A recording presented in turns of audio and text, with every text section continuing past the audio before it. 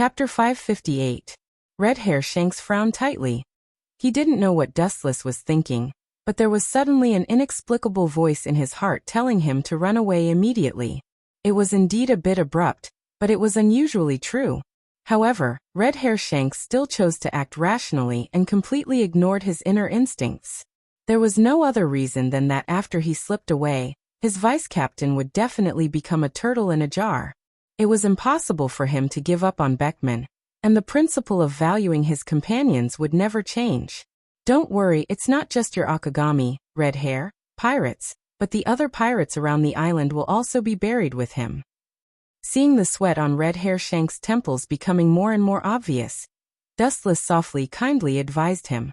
Hearing this, the optimistic Red Hair Shanks just showed a smile on his face. Although it looked extremely far-fetched, it also highlighted his cheerful mentality, showing that he was not afraid of death. Is that so? I didn't expect you, who regarded life as grass, to be so kind. Holding the western sword in his hand, Red Hair Shanks said bluntly. In such an urgent state of mind, he was still calm and had already put life and death out of his mind. I hope you can be so calm when you go to heaven. Beckman said indifferently with murderous intent in his eyes. This cold tone was indeed like what the red-haired Shanks had said before. It was full of contempt for all living things, and its words revealed a sense of superiority. Unlike the red-haired Shanks, Wu Chen thought that it should be so. The weak were naturally dominated by the strong. The law of the jungle was the law of the jungle. Every world was nothing more than this. Without strength, you would be trampled by the enemy. If you wanted to live safely, you could only become the top predator in the food chain. It was precisely because of this idea of being vigilant in times of peace that Wu Chen could take this step today. Closing his eyes, Beckman was too lazy to talk nonsense with Red Hair Shanks. This kind of pirate mentality has been deeply ingrained, and it is nonsense to say more. Rottenwood can't be carved. Is it coming? Seeing Beckman coldly close his eyes, red-haired Shanks felt his hair stand on end. He looked at Dustless warily. As long as Dustless's remaining power in Beckman's body disappeared with the wind, he would seize the opportunity to take back Beckman. Victory or defeat was no longer important to him. Dustless squinted his eyes and peered at the red-haired man. His hoarse voice was filled with a hint of playfulness. Clearly, Dustless was looking forward to the scene when the red-haired Shanks saw the calamitous seismic star. After a while, the tightly shut eyes suddenly opened. The remaining Beckman and the chakra in his body were located. His eyes opened and emitted a dim light. Mariehua Dustless and Dustless's Dustless-controlled Beckman spoke at the same time. Their cold voices lingered in the world for a long time without dissipating. Tungai Quaking Star. The quaint and vicissitudes of life filled the entire island. It contained magic, causing a flaw in the unstoppable time. In an instant, everything came to an end. The remaining chakra in Beckman's body was also exhausted in an instant. He fell to the ground in exhaustion.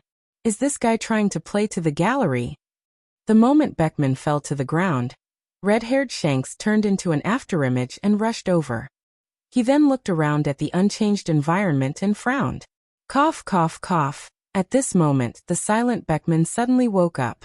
It seemed that his consciousness was still in a daze, and he couldn't speak sensitively. He just tried to raise his finger and point to the sky. Seeing this, red-haired Shanks was stunned and subconsciously looked at the sky. At the same time, the cloudless void suddenly darkened. Only the sky and the sea more than 10 kilometers away were still in a clear state. In the dark sky, for some reason, it was extremely difficult to breathe. Gulp. Are you kidding me? How can this happen? This is beyond the limits of the devil fruit. It wouldn't be an exaggeration to say that this is the power of God.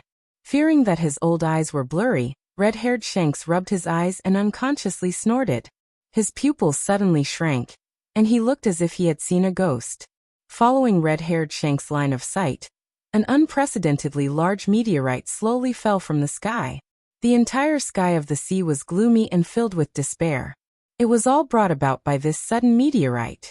Red-haired Shanks' expression was extremely ugly. At least ghosts could be defeated, but this meteorite that was more than 10 kilometers in size was definitely in existence that could not be defeated. Is this the technique that guy was talking about? A technique that can't be escaped no matter how hard you try. I thought that he had casually made it up. Now it seems that it really is a well-deserved reputation. After being stunned for a moment, it was followed by a wave of helpless bitter self-ridicule. At first he still held on to a fluke in his heart, and thought that Wu Qin was speaking empty words. Now this cruel fact caused him to be speechless. The pirates around the island were also full of despair. Their eyes were numb and dull as they stared at the slowly falling meteorite and the attack range that covered the island. The pirates who wanted to escape just sat down and recalled the wonderful scenes of the past. Because after this, they would never have the chance to taste those beautiful memories again. Only those pirates who were full of a strong desire to survive fled desperately, but in any case, they still couldn't avoid the lock of the Ting'ai. Damn it. Maybe it's just like what Hawkeye said before. That man was deliberately created by God to mock our ignorance and weakness, red-haired Shanks said in a gloomy and hoarse voice. But his footsteps didn't stop as he carried Beckman and ran towards the sea. An optimistic mentality has been developed, and Shanks was born to be the kind of person who won't give up easily. What's more, the island was surrounded by the sea, and neither of them were ability users. Their physique was strong, so the probability of escape was not impossible. Chapter 559. Beckman's face was full of surprise, and his mind was shaken. The image reflected in his eyeball was replaced by the slowly falling meteorite, and he was extremely speechless. The meteorites that appeared out of nowhere were like small mud balls that one could pinch with one's hand. There were as many as one wanted, and there was no end to them. The endless meteorites filled the sky, and the surrounding sea was dark. The pirates who were fleeing in all directions were stunned as they looked up at the meteorites in the sky. They thought that they were going to heaven, but they once again fell into hell, and the hope in their hearts instantly disappeared. There was no need to deliberately lock onto the target. It was just an indiscriminate attack, and it was useless to retreat to the end of the world. The island that couldn't withstand the attack of the second meteorite would inevitably explode, and the resulting waves would be enough to swallow everything in the world. Let's kill that meteorite together. Some pirates who were unwilling to leave the world used all kinds of abilities to bombard the meteorite falling from the sky. All kinds of ability users used all their strength to try to slow down the meteorite's falling speed, but the effect was minimal. The surface of the meteorite only splashed dust, and the dust that peeled off was negligible. It couldn't shake him at all. The second meteorite continued to fall slowly, covering the sky. The area covered by the black shadow was silent, and it was dead silent. All in all, no matter how they escaped, it was useless. The falling meteorite oppressed everyone's nerves, and even some pirates who couldn't withstand the pressure fell to the ground, foaming at the mouth and fainting, slowly waiting for death. This was 10 times more uncomfortable than directly killing them with a sword. Red Hair Shanks F***K your ancestors. Aren't they known as the Yonko that ruled the world? Come out and show your peerless side. Bullshit, Yonko. They are all just fence-sitters. Idiot, stop dreaming. That Red Hair Shanks is just a villain who ran away when he saw the situation wasn't good. Do you really think that he will jump out like a savior to save the world? This is just a fairy tale. There's no rush in dreaming when you die. In the face of such a desperate situation, the pirates who couldn't bear it finally exposed their ugly nature, and began to complain about the initiator, Red Hair Shanks. They didn't care about the situation, and began to express their condolences to Red Hair Shanks and his family. For a moment he made a fool of himself. Since he was going to die anyway, he might as well express his condolences to his family before he died. That way he could barely take advantage of them verbally. The rude pirates naturally had no scruples when they scolded people, and their merciless abuse was hard to listen to. These bastards. Red-haired Shanks twitched his mouth, and his face turned green. He was so depressed that he wanted to vomit blood. With a high-level observation Hawkeye, he inevitably heard the complaints of this group of fleas. He and Hawkeye didn't inform these grasshead kings. They all came from all over the world with the mentality of watching a play. They were the ones who were implicated and complained about him. They deserved to be smashed to death. Shanks, there's no need to worry. They're just trying to shift the fear in their hearts, Beckman comforted him. Red-haired Shanks had been implicated even when he was lying down. The mastermind behind the scenes is also dustless, and it has nothing to do with them. Unfortunately, seeing is believing, and they have nothing to say to refute it. The world will think that red-haired Shanks has done something outrageous, and then attract the revenge of God's meteorite. It's logical. His cold eyes spread out, taking in the dying island and the falling meteorite into his eyes. Red-haired Shanks, who turned his grief into motivation, dived into the bottom of the sea and fled frantically with all his strength. Dustless, who is far away in Mariehua, can't observe the scene of the destruction of the world, but the consequences of the various irresistible factors caused by the impact of two meteorites on the sea can be imagined. Fortunately, the island where red-haired Shanks and Hawkeye dueled is a deserted island, and most of the islands scattered around are dead islands with no people. It doesn't matter if they are swallowed and dismembered. No one will care. Every year, countless islands sink in the New World because of various factors. Beckman, that thick-skinned guy, didn't even apologize with his death. He killed his companions with his own hands, and he's still alive. Wu Chun lamented, thumping his chest and stamping his feet. He felt that it wasn't worth it to lose those crew members. Princess Odoheim was speechless. Obviously, you used other people's hands to kill other people's crew, but you shamelessly put a black hat on someone else's head. She also suddenly realized that Dustless is not as terrifying as she imagined. At least he occasionally jokes, and there is indeed an essential difference between him and other Tenryubito. Jinbi has joined the 7 warlords of the sea, and the original condition was to pardon all the fishmen except Tiger. You want me to let Tiger go? Glancing at Princess Odoheim, Dustless immediately understood her intentions. Princess E.G. gently nodded when she heard this. She looked at Wu Chun from the corner of her eyes. Seeing that his expression was as calm as water, her tense heart also relaxed. She sighed secretly that there was a chance. However, the next sentence caused Princess Aji's beautiful face to collapse. To me, this is indeed a small matter that is as easy as pie. But I think you also understand that he boldly broke into Mariehua, so it's not reasonable to let him go so easily. Looking at Princess Odoheim, Dustless said with a smile, and the meaning revealed in his tone was quite simple. He can let them go, but he needs chips. Princess Odoheim is not an ordinary person. She used to be the princess of the Fishman Island, and she has seen pirates like Dustless. Her shrewdness is also quite good. She immediately understood Dustless's intentions and asked bluntly, "What are your conditions?" Dustless smiled when he heard the words, and then put his mouth next to Princess Odoheim. Her jade fingers tightly grasped the corner of her clothes, and Princess Odoheim's face was slightly red. She thought that Dustless would put forward dirty conditions, but the content of his words made her face strange. It's that simple? Looking at Dustless with a puzzled face, Princess Odoheim was suspicious of this. Dustless glanced at Princess Odoheim faintly, then nodded silently, and the serious expression on his cheeks also dispelled Princess Odoheim's doubts. Chapter 560. Sakazuki was so tactful that he silently explained everything. Only Sengoku and Sengoku could make such a stubborn person like him change his mind. Only then would he not dare to act rashly. It's just a trivial matter. Even if he knows, Sengoku can't change the reality. Even if he is dissatisfied, he can only endure it. For the sake of Caesar and my invincibility, he won't do this kind of losing business. He raised his head and looked at the exquisitely decorated ceiling. It was dust-free and light. In the world where the strong are respected, the right to speak is in the hands of the strongest. Dustless, whose fist is bigger than Sengoku, stood in the most favorable position from the beginning to overlook the development of the situation. And then he influenced the development of the situation in his own favor. Dustless's identity and strength are above Sengoku. He has absolute power and unparalleled strength.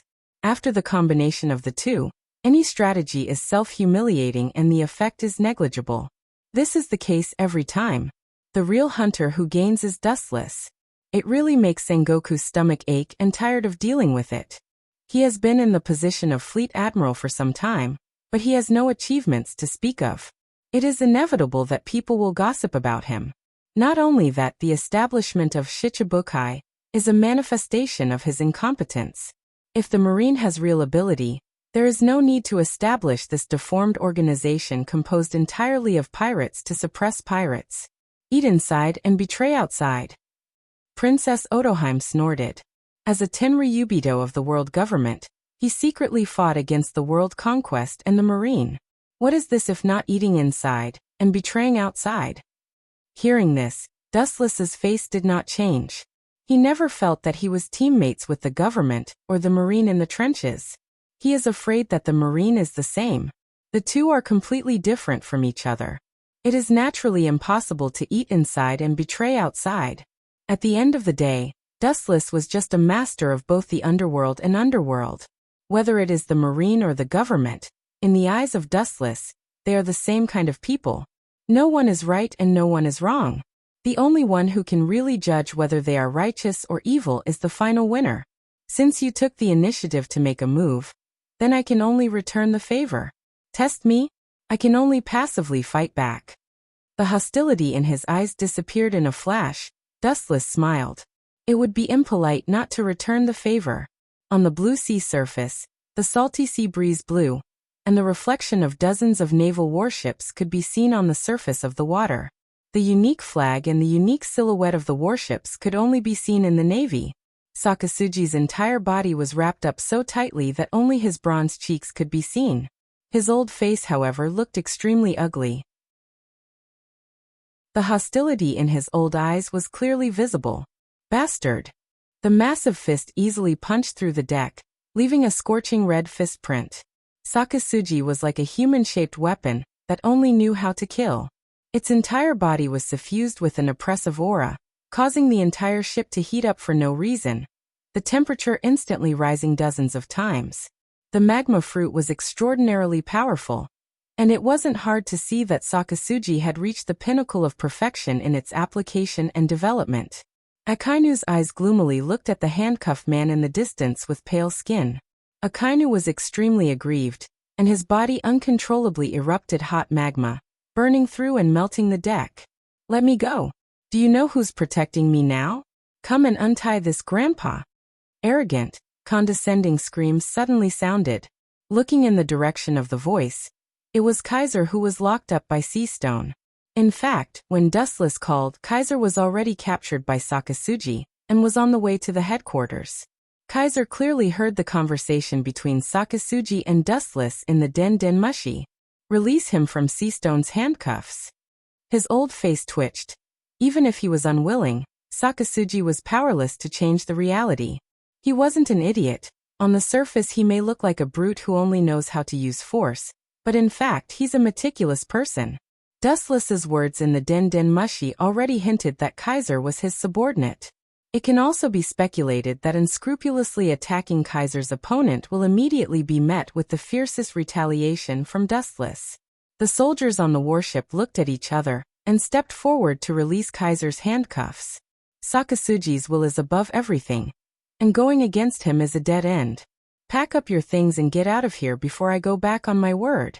Waving his hand, Sakasuji issued the expulsion order.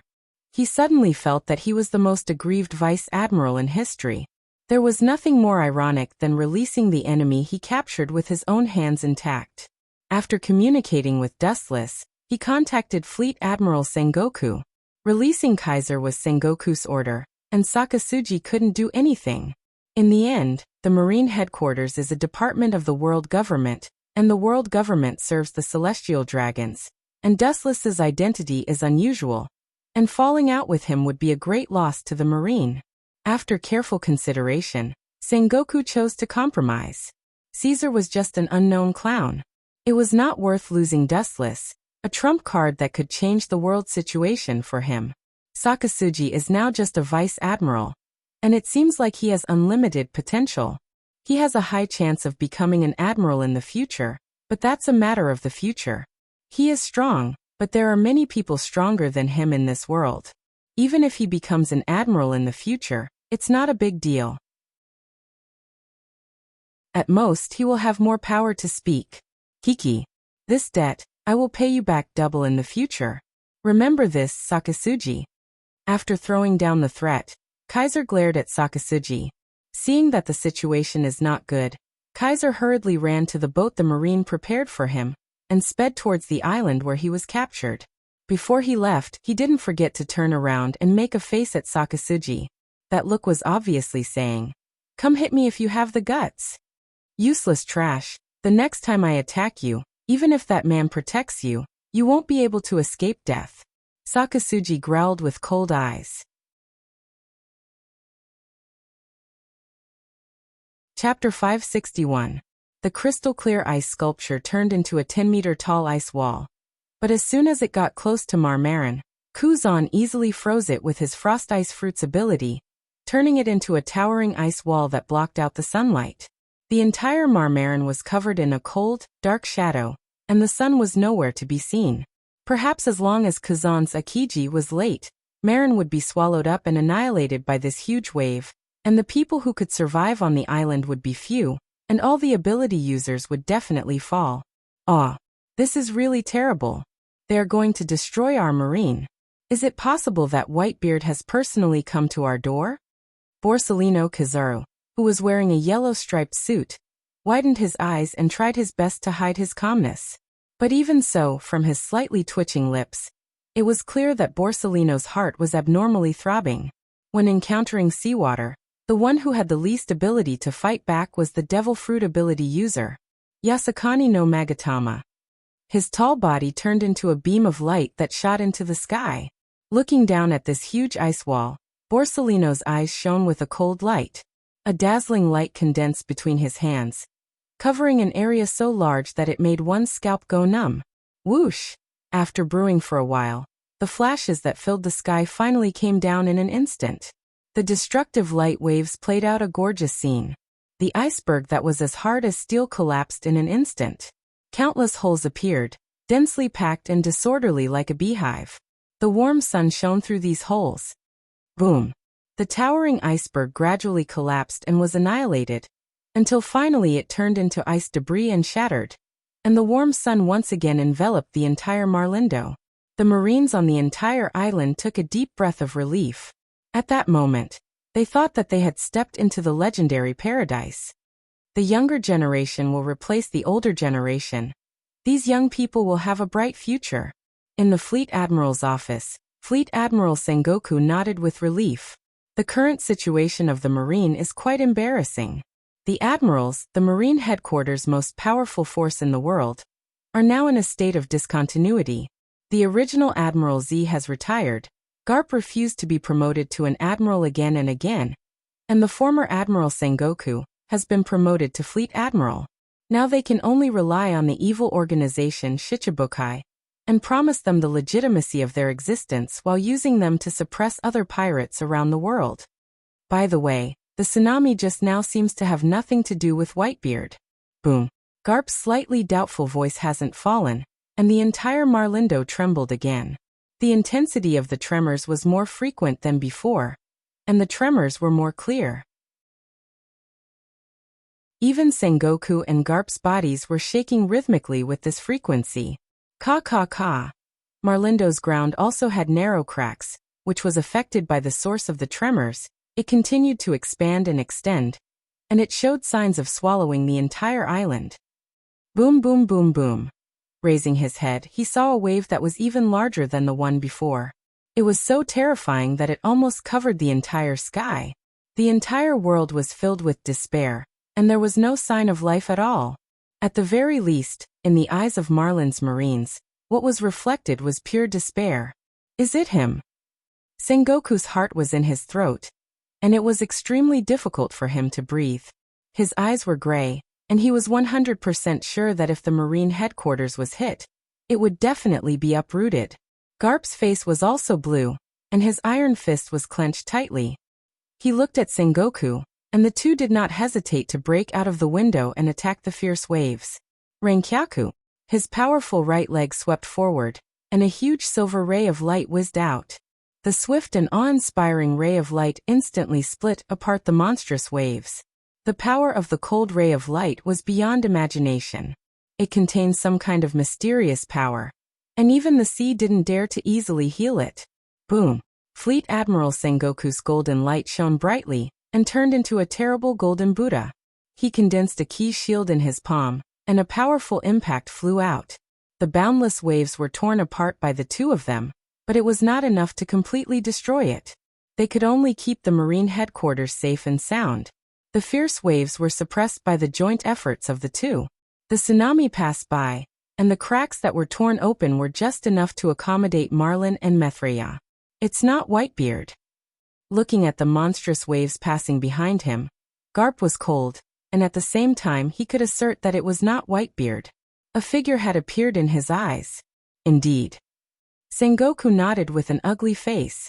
Whitebeard had no reason to attack the marine headquarters. Thinking of the people he had recently offended, only Dustless could do the same. He's deliberately demonstrating, Garp. With a bitter face, Sengoku became a lot older in an instant. The roaring waves directly swallowed the island behind them, and completely erased it from the world forever. Sengoku's eyes were filled with regret. His forehead and temples oozed a little cold sweat. Fortunately, Sakazuki did not act rashly. This is not a demonstration but a warning. If there is a next time, the marine headquarters will end up in the same way as those sunken islands. Garp said gloomily. His face was gloomy, and the clenched fist in his hand was relaxed. The reason why it was so easy to break the wave attack, there is no doubt that Dustless deliberately let him go.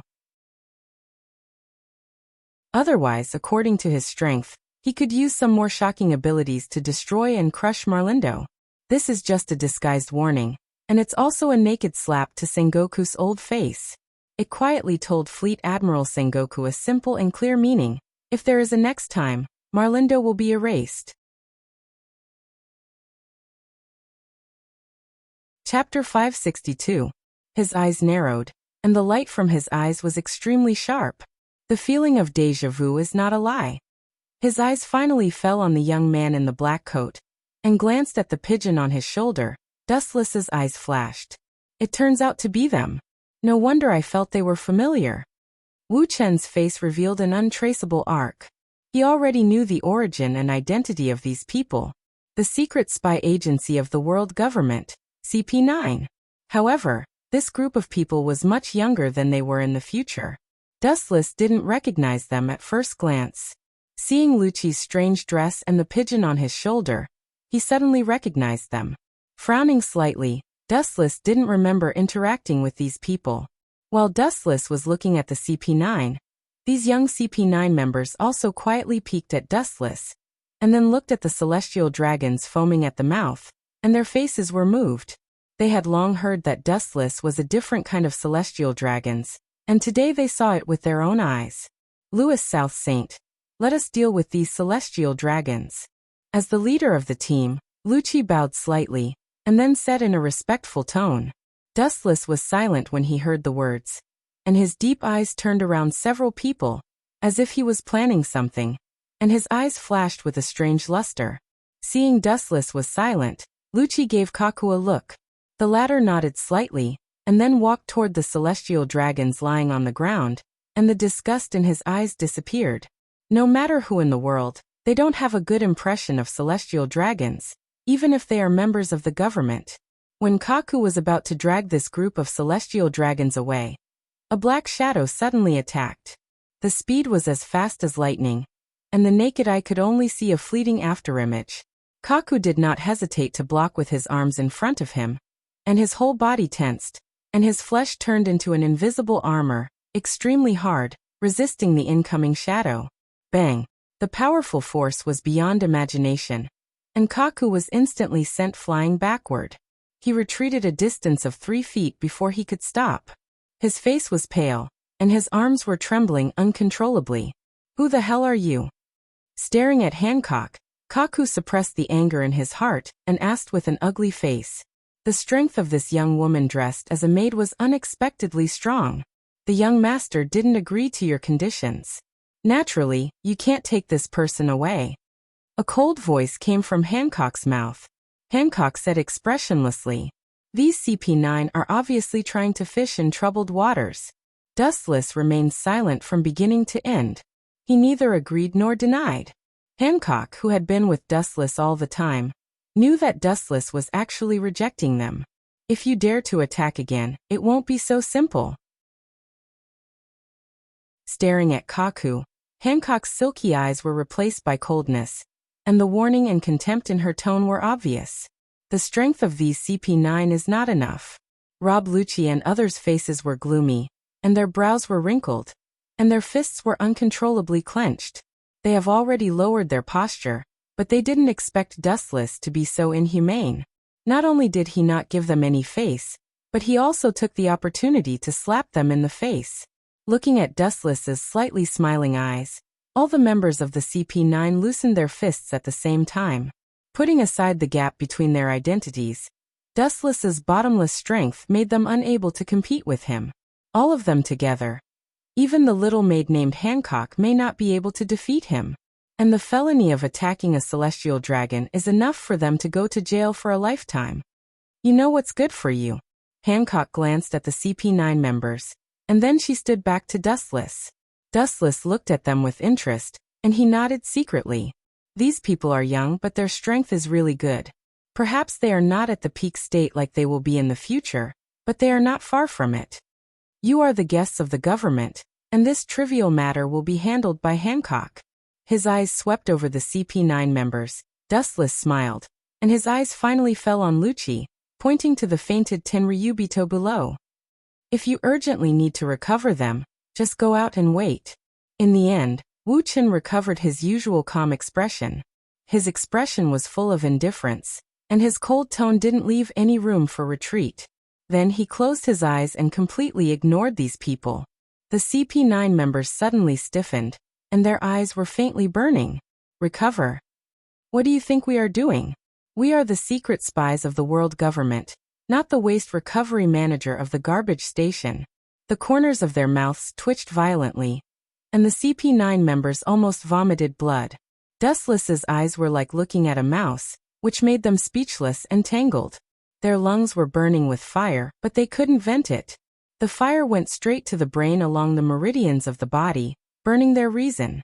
In the past, when they performed tasks, almost all of them went smoothly, and they crushed the other side with absolute strength. But this task was unexpected. In terms of strength, they can't even beat the other side's maid, and in terms of background, they are even worse. The essence of the existence of the world government is to work for the celestial dragon. Especially Wu Chen's teasing and mocking gaze. It made them feel a few hundred times worse than eating 5 kilograms of flies. They could only lower their heads and not dare to meet Wu Chen's gaze, fearing that they would be violently beaten up by the other party if they were impulsive. In that case, goodbye. The CP9 members once again bowed to Dustless, and then left with a pale face, waiting for Hancock to clean up the celestial dragon. And then they will recover. Even if they are unwilling, they can only do this.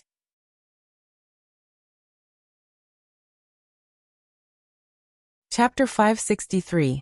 The CP9 group quietly retreated, and the expression of wanting to attack but not daring to break out made Hancock laugh again and again. The world government spy agency directly under Dustless was like a clown in front of him, and they couldn't raise their heads at all. They had no dignity and could only escape. Seeing that the CP9 group completely disappeared, Hancock ran out to find bodyguards to drag the group of Tenryubito out. Although the bodyguards were full of fear, throwing Tenryubito into the garbage dump was not a small crime. Because of Dustless's terrifying power, they still chose to do it. At least the Tenryubito will find trouble in the future. Disobeying Dustless now may result in blood splashing on the spot. In the dark, Dustless's face gradually converged and turned into monotonous ridicule. His deep black eyes were full of wisdom, and he had already guessed why the CP9 suddenly visited. Master, there is something wrong with them. Hancock stood beside Dustless and wondered. She always felt that these people had other plans, but she couldn't tell the specifics. It was not reasonable for them to go back empty-handed. And their hands are too long. CP9 is only an official of the world government, and the object of their specific service seems to be only CP0. Hancock was puzzled. Dustless had told her these things before. Dustless just smiled mysteriously when he heard the words, and his knuckles rhythmically tapped on the table. He was slightly surprised and then nodded gently. He didn't expect Hancock to see the trick. Perhaps because Hancock can be an outsider, she can observe the overall development from an observer's point of view, and then get alternative indirect information. It's very simple because they want to get valuable things from me, but the CP9 is too arrogant. Even their behind-the-scenes boss can't do it, let alone these small people. Shaking his head contemptuously, Dustless sneered. The smile on his face suddenly froze. Dustless raised his head and stared at the dark corridor. He suddenly felt a pair of eyes peeking at them from there. As far as the eye could see, there was nothing there. The gloomy space maintained a deathly stillness from beginning to end. There was no change at all. It was as quiet as stagnant water. Was it an illusion? Dustless wondered. His perception rarely made mistakes, and his accuracy had even reached the level of 100%. Damn stupid cow. Do you think you can close the gap between us with the devil fruit? Naive and ignorant. Wu Chun sneered inwardly with a sneer on his face. He suddenly remembered a member of the CP9 named Blueno. He is a paramecia door fruit user. His ability is that any object he touches will turn into a door and can be opened. He can open the door through air and then achieve incredible space jumping ability. In short, it could barely be considered a heaven-defying ability. You want to use the ability of the devil fruit to close the gap in strength, and use it to spy on intelligence. It's a good idea, but you chose the wrong target. Dustless smiled, and was about to kill Blueno on the spot. His eyes flashed, and the majestic chakra gathered in his body instantly disappeared.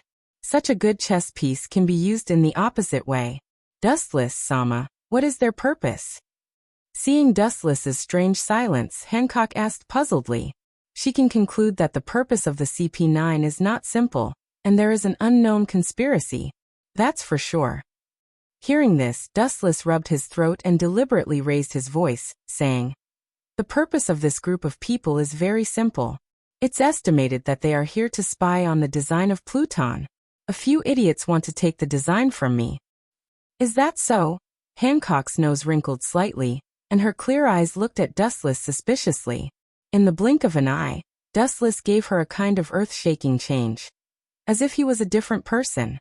Of course, there is more than one design of Pluton in this world. The original Pluton was designed and built by Water 7, so they should have a backup design in their hands. Wu Chen explained with certainty. His resolute tone was convincing. The original founders of Pluto were the craftsmen of Water 7. So it was understandable that such a confidential design was left behind. But that's the case. Hancock's eyes flashed as if she just woke up from a dream. Since Water 7 was the base for the creation of Pluton, it's reasonable to leave behind the design of Pluton. Dustless chatted casually for a while, and the words fell into Blueno's hands word for word. What kind of joke is this? That's the design of Pluto. How could it be so easy to get the source of the information? I heard from the other 5 that Louis South's strength has already reached the peak of perfection. If it's so easy to get the information, what's the difference between him and those newbies? In the dark promenade, CP9 member Kaku was the first to question loudly. Perhaps there is indeed information about Pluton in Water 7, but it's ridiculous that it's so easy to spy on the source of the information. Although Blueno's fruit ability is really amazing, it can't dispel his doubts. A group of CP9 members were hesitant. Although Blueno used this ability to spy on a lot of confidential information, this time his opponent was Dustless, who was feared by the Gora Ci, 5 Elder Stars. They always felt that it was too childish. Why is it impossible? That man sneered at us before and didn't look at us seriously. People make mistakes and horses stumble. It's normal for me to spy on him when he's full of success. Blueno's face turned red as he saw his teammates looking at him suspiciously. Let's report to the 5 elders. Lucci, who has been silent from the beginning, said conservatively. He always felt that this is a trap. Even if he knows it's a trap, he must go in.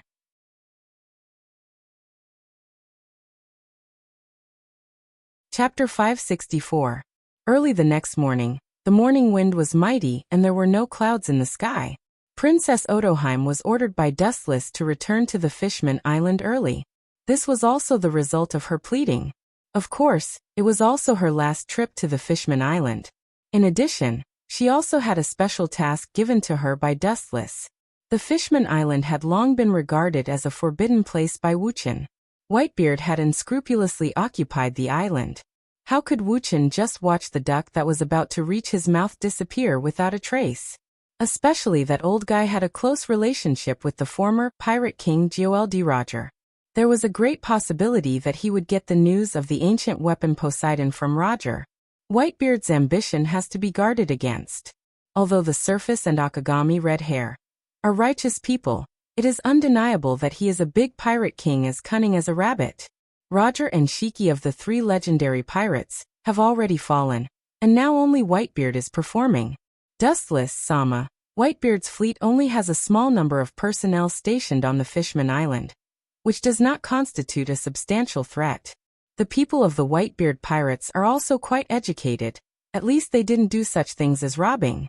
White Zetsu explained, and his words showed admiration for Whitebeard. He is afraid that only the Whitebeard pirates can restrain the inferior pirates to such an obedient level. Hearing that Whitebeard is not on the Fishman Island, Dustless's heart relaxed. At least he doesn't have the idea of the ancient weapon Poseidon. What about the traces of the CP9 brats yesterday? They should have gone to report to Gorosei, 5 elder stars. Wearing pajamas, sitting leisurely on the sofa, Dustless asked calmly. Brats.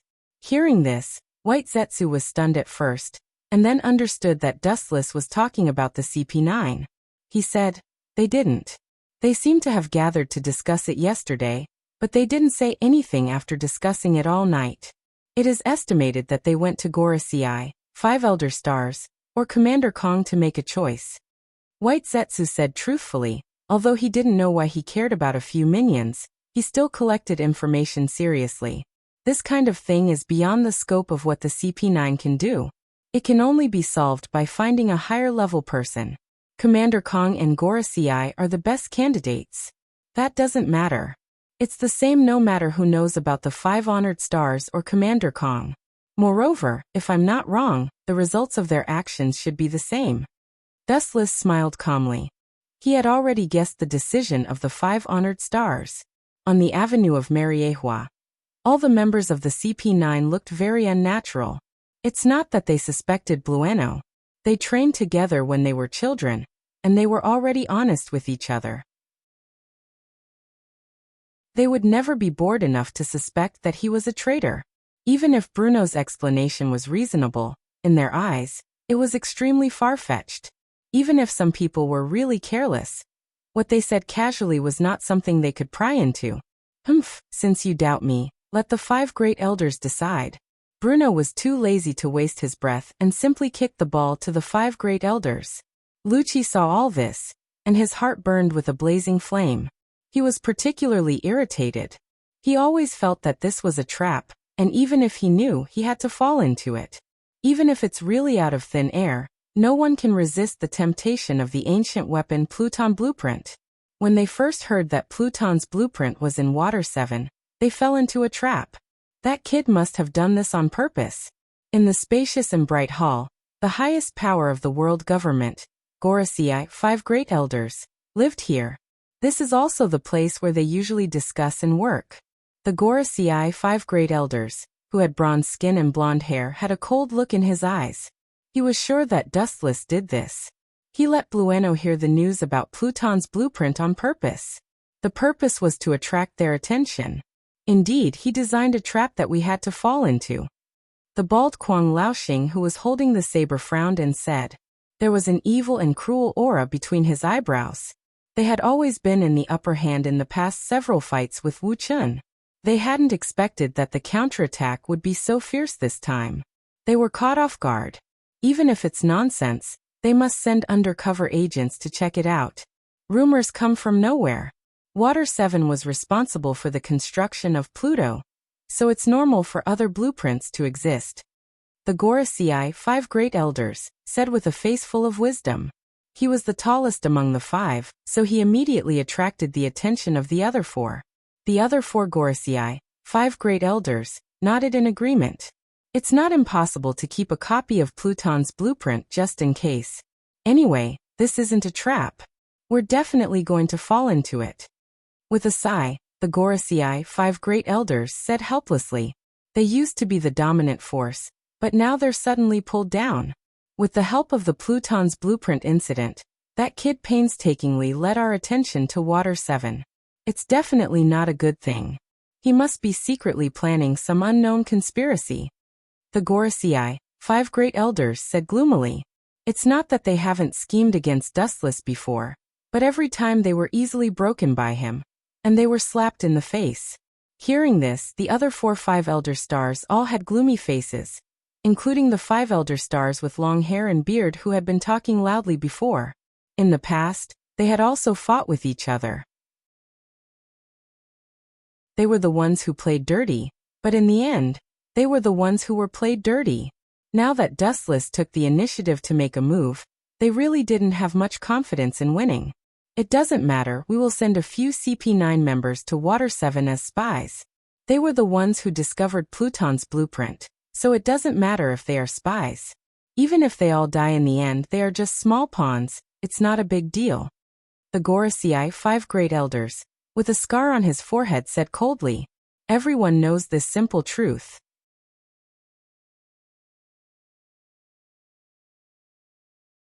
Chapter 565.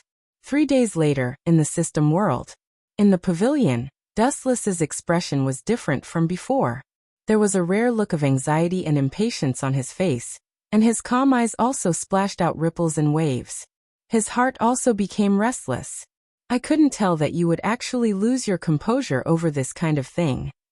The ethereal celestial voice spread, and the system consciousness looked at Dustless in surprise. Dustless gave people the feeling that he was an emotionless robot. Just like today, he showed an anxious expression from time to time.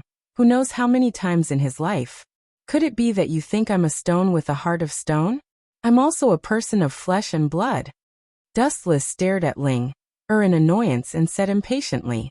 Around dawn, System told Dustless that Huiji's due date had arrived. Since then, his heart had not been at ease, and it was in his throat, like the waves of the sea, sometimes high and sometimes low. His Tao heart that was as immovable as a rock also began to loosen. Humans were not plants and could not be emotionless. Although Dustless's temperament was unusually cold, he was not a stubborn stone that did not understand the affairs of the world. He always maintained concern for his own people, but he who was not good with words had always hidden this sincere feeling in his heart, and only silently guarded it. There was no need to make it known to everyone.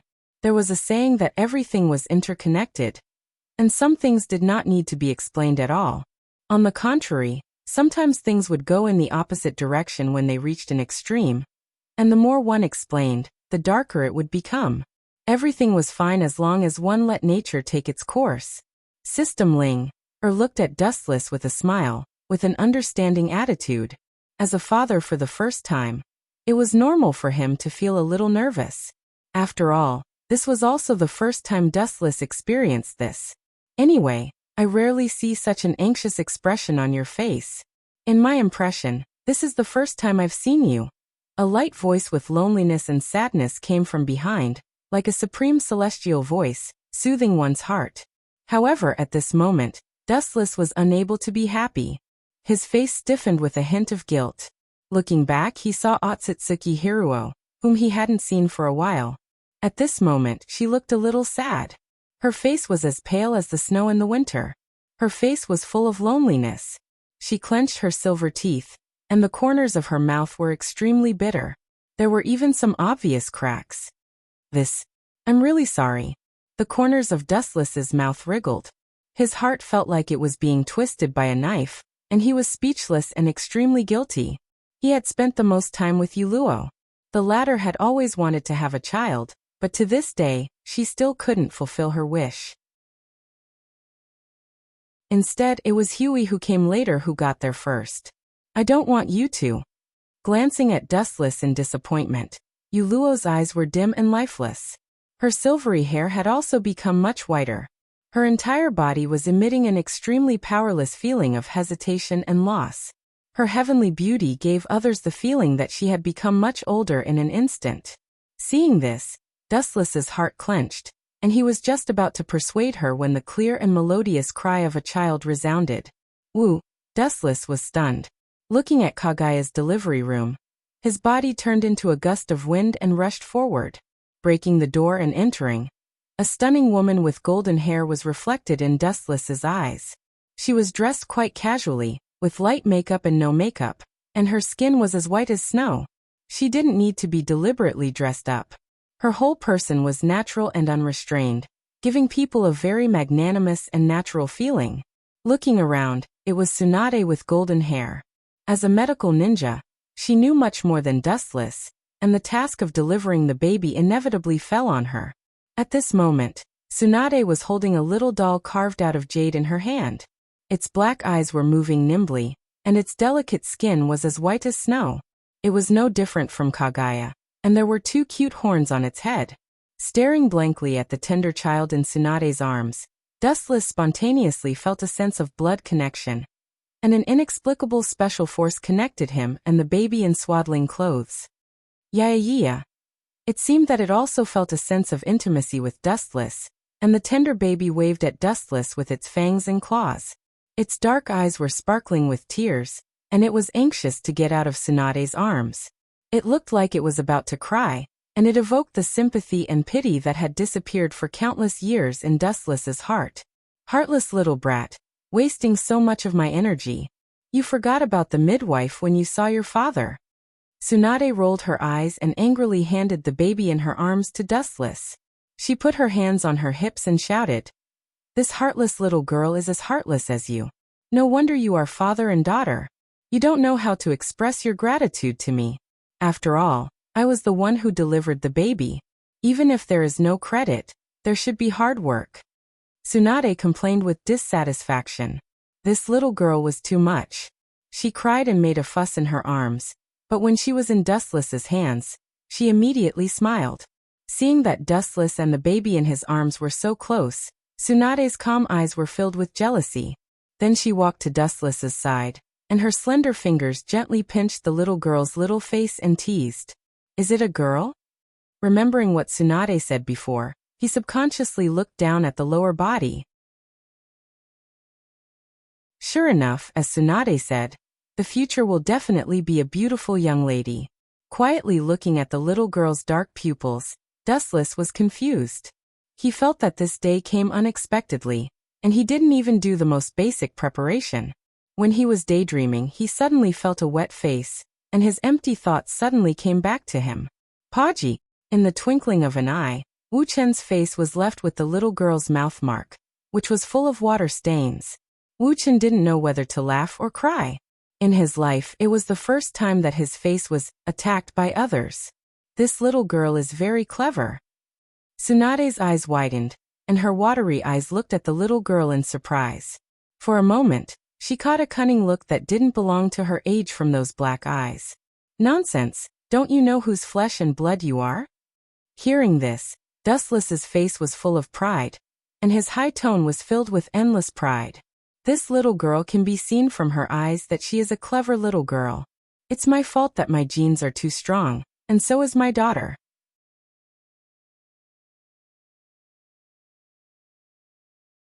Chapter 566. Looking at the radiant and spirited Dustless, Tsunade was also filled with emotion for a while. After Dustless's former enemies saw his expression, they would probably crawl out of hell unwillingly. In his impression, Dustless was just a villain who did not commit any of the 10 evils. "Bring it over for me to see." A weak and light voice spread out, and entered the ears of Dustless and Tsunade. Turning their heads, the owner of this weak voice was Kagaya, who was sweating all over. At this moment, her face was pale, revealing a sense of helplessness from her soul. The birth of Smarty had almost exhausted all the effort she had accumulated in her life. Compared to Dustless, who only worried but didn't put in any effort, Huey had sacrificed too much. Yeah. Little Smarty's clear eyes looked at Huey G and blinked. From Huey G's kind eyes, She caught a glimpse of love and gentleness.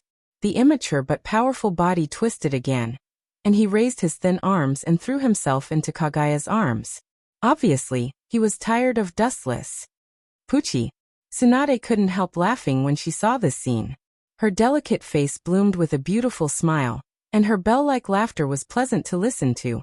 She teased Dustless with interest. You forgot your father when you had your mother. It seems that you are just like that. It is the nature of babies to look for their mother's care. Handing the child in his hand to Kagaya, Dustless did not deny Tsunade's words. It was indeed as she said. It's been hard on you. Staring at Kagaya with complex gratitude, Dustless's tone was as heavy as Mount Tai, and his bright eyes looked at Kagaya. His words were completely from the bottom of his heart, and there was no hypocrisy. It's okay, you can recover after a while. Taking the immature baby in Dustless's hand, Kagaya nodded slightly with a sweet smile on her face. She can naturally feel Dustless's sincerity. A sincere greeting was far more useful than thousands of hypocritical sweet words. Speaking of which, what's this little girl's name? Her eyes fell on Dustless's body. Tsunade frowned and asked. The little clever boy came and went for a short time, but after a long time, it sounded very harsh. Isn't that obvious? Dustless rolled his eyes at Tsunade and said bluntly. Children follow their father's surname. This is a principle that has never changed since ancient times. Of course, it's called Uchiha. Suddenly, two cold eyes locked on him. Wu Chen's words came to an abrupt end. One of them was Kagaya, and the other was Otsutsuki Haruo, who was rushing over. It's really strange. These two women's tempers have always been at odds. It's rare for them to have the same opinion today. Dustless thought helplessly in his heart. At the same time, he couldn't help but feel extremely conflicted. He had already guessed that the naming process, which should have been smooth, was the most difficult process. I think the surname should be Otsutsuki. The Uchiha surname is indeed glorious, but it's already a thing of the past. Now everything has changed and I'm in a foreign country. All in all, there's no need to respect those ridiculous truths. Glancing at Dustless, Haruo said her intention, and the determination in her eyes was unshakable. What you said is true. Kagaya nodded towards Dustless to express her point of view. From the beginning to the end, Kagaya has maintained a contemptuous attitude towards Uchiha. It's just a branch of Otsutsuki, and as Haruo said before, there is no need to adhere to the rules in a foreign country. Yeah. Seeing that she was ignored, the little girl's inarticulate voice sounded. She seemed to hear the conversation between several people and quite agreed with Haruo's statement. Seeing this, Dustless's forehead was full of black lines. Dustless can't change the principles summarized by the ancient sages at will, and the idea of children following their father's surname has been deeply ingrained. It's impossible to change Dustless easily. Ahem. Clearing his throat, Dustless chuckled and said, It doesn't matter. I am a very democratic person. What the surname is, it will be decided by her in the future. Pointing to the baby in Kagaya's arms, Dustless said, If you are democratic, you should vote. Looking at Dustless with disdain, Tsunade said contemptuously. She knew that Dustless deliberately played Taiji Fist to fool her. In the future, as long as she is tempted a little, this little girl may change sides and jump into Dustless's arms. Children are always naive. Up to you. Huey clearly didn't want to dwell on such a question. She just focused on teasing the red-faced smarty, occasionally letting out crisp laughter. Everyone, including Dustless and Uluotsuna, looked at the scene in front of them harmoniously. When the cold Kagaya revealed this kind face, it was no less than the sun rising from the south. She will be called Yushi from now on. After a moment of silence, Wuchen gave him a name. It was not appropriate to call him that. Even if he didn't have a surname, he needed a name. Otsutsuki Suki or Uchiha Suki sounds good. But is there any special meaning? Yuluo nodded in satisfaction after trying to read it 2 or 3 times. Then he turned to Dustless and asked expectantly. This name was indeed not bad and sounded quite elegant. Huiji also hummed the new name of Little Smarty. After a while, she revealed a knowing smile. It seemed that she was quite satisfied with the name Dustless gave her. However, The baby in her arms puffed up her cheeks and bared her fangs at Dustless. She seemed to be extremely dissatisfied, but her protest was ignored by everyone. Meaning? Is this necessary? Just say it smoothly. Dustless was speechless by Yuluo's question, and he went straight to the point. After the words fell, even Kagaya stared at Dustless with dissatisfaction. The name has been the most important thing since ancient times. She didn't expect Dustless to be so perfunctory. Dustless felt as if he had been shot even though he was lying down. Only then did he suddenly remember that compared to him, a surpasser from the third dimension, people like Kagaya were still considered old antiques. It was indeed difficult for him to accept the idea of transcending dimensions.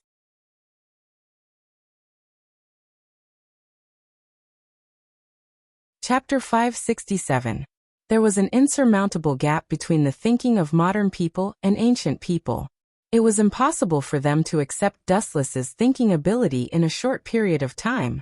After hundreds and thousands of years of changes, the generation gap was not something that could be ignored. Fortunately, after a while of talking, Kagaya and the others reluctantly accepted Dustless's proposed name, just as Dustless explained before. The name was not important. The most important thing was to communicate with each other. The key was the meaning. Although the explanation was extremely far-fetched, after some coaxing and pestering, the girls nodded in agreement. Dustless originally wanted to let Kagaya and her daughter see the outside world. Being trapped in the system space for a long time was not a long-term solution, but Kagaya unexpectedly refused. The reason was quite simple. With the addition of the little life form Yushi, Huey's boring life was no longer monotonous. Compared to before, it was much more colorful and interesting. Her ambition that could swallow the heavens and devour the earth slowly faded. Forget it. Looking at the mother and daughter entangled in harmony with each other, Dustless also stopped the plan to take little Yueshi out. This was too cruel and unfair to Kagaya. And Dustless did not have the skills to take care of children. It was enough to let her live quietly and peacefully. You are too easily satisfied. Also, my dream is still a bubble. Seeing Dustless's complacent expression, Yuluo was quite dissatisfied. She did not hide the blame in her tone. The plan in her mind to give birth to a nest of children had not been realized yet. Just go with the flow. You also know that this kind of thing depends on fate. In short, you can't blame me. Dustless shrugged, with an expression that had nothing to do with him. Yuluo's mouth twitched, and gloomily stared at Dustless. No one was an idiot. Dustless's words implied that there was a problem with her body. She wanted to refute, but there was no way to refute. Dustless and Kagaya hit the mark, and countless times with her, there was no movement at all. This had already quietly explained everything. This is an illness. It has to be treated. Dustless gently patted Yuluo's shoulder and said with a smile. The ridicule in his tone was not concealed at all. Following which, his body dissipated without any warning like a breeze, forever disappearing from this world. In an instant, he disappeared without a trace, and his aura was completely gone. Warm sunlight poured down from the 9 heavens.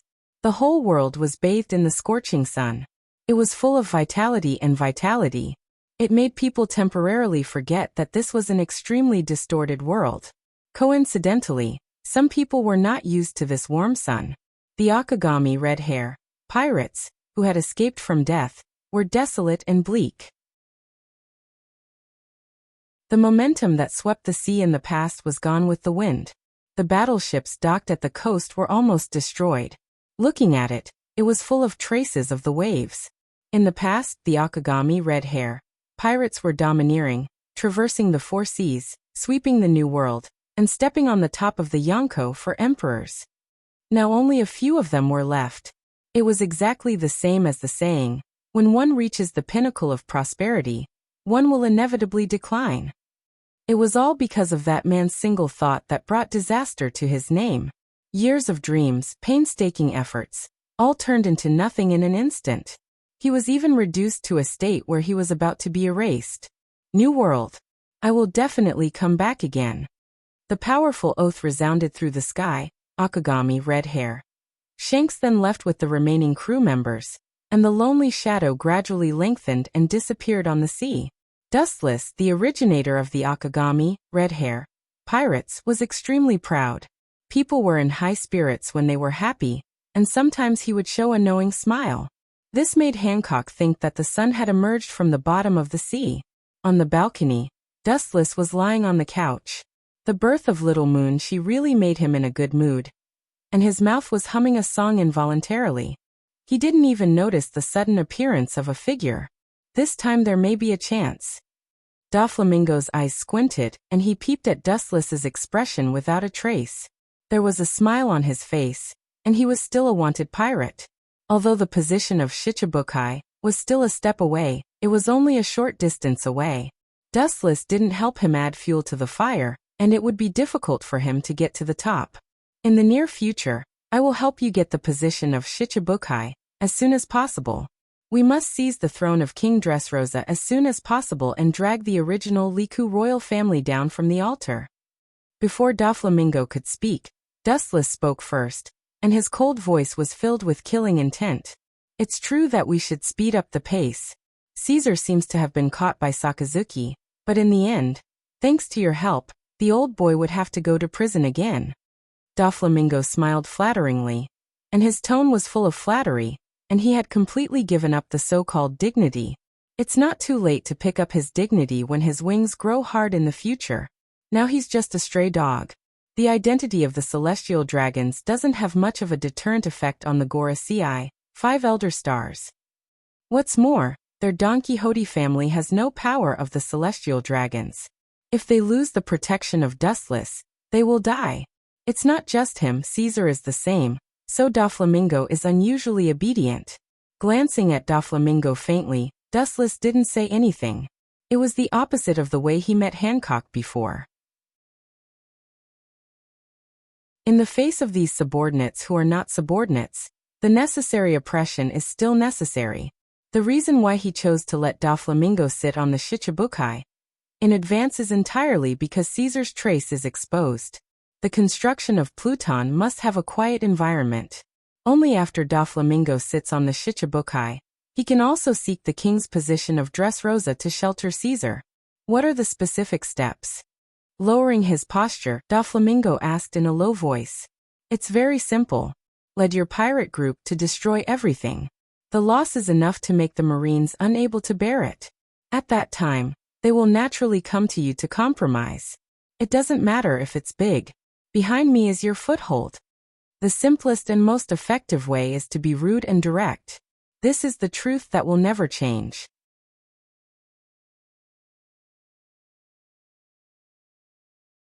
Chapter 568. Getting the promise he dreamed of.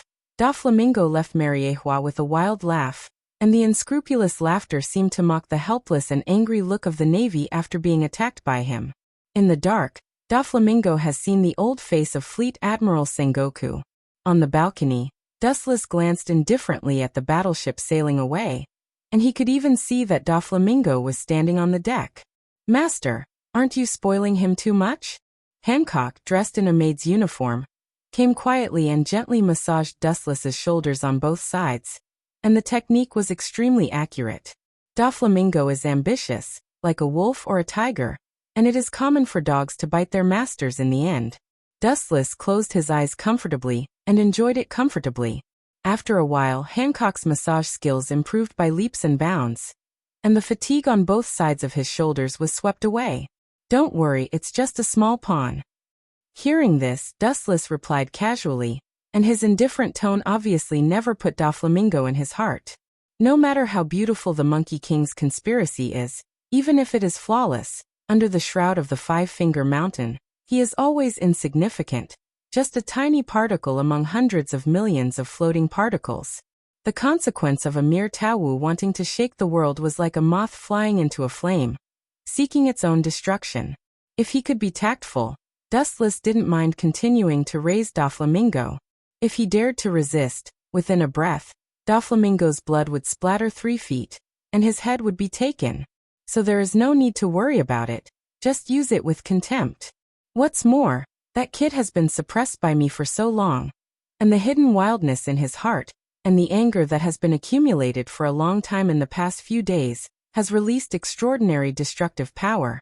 A mad dog that goes crazy. Sengoku will be troubled.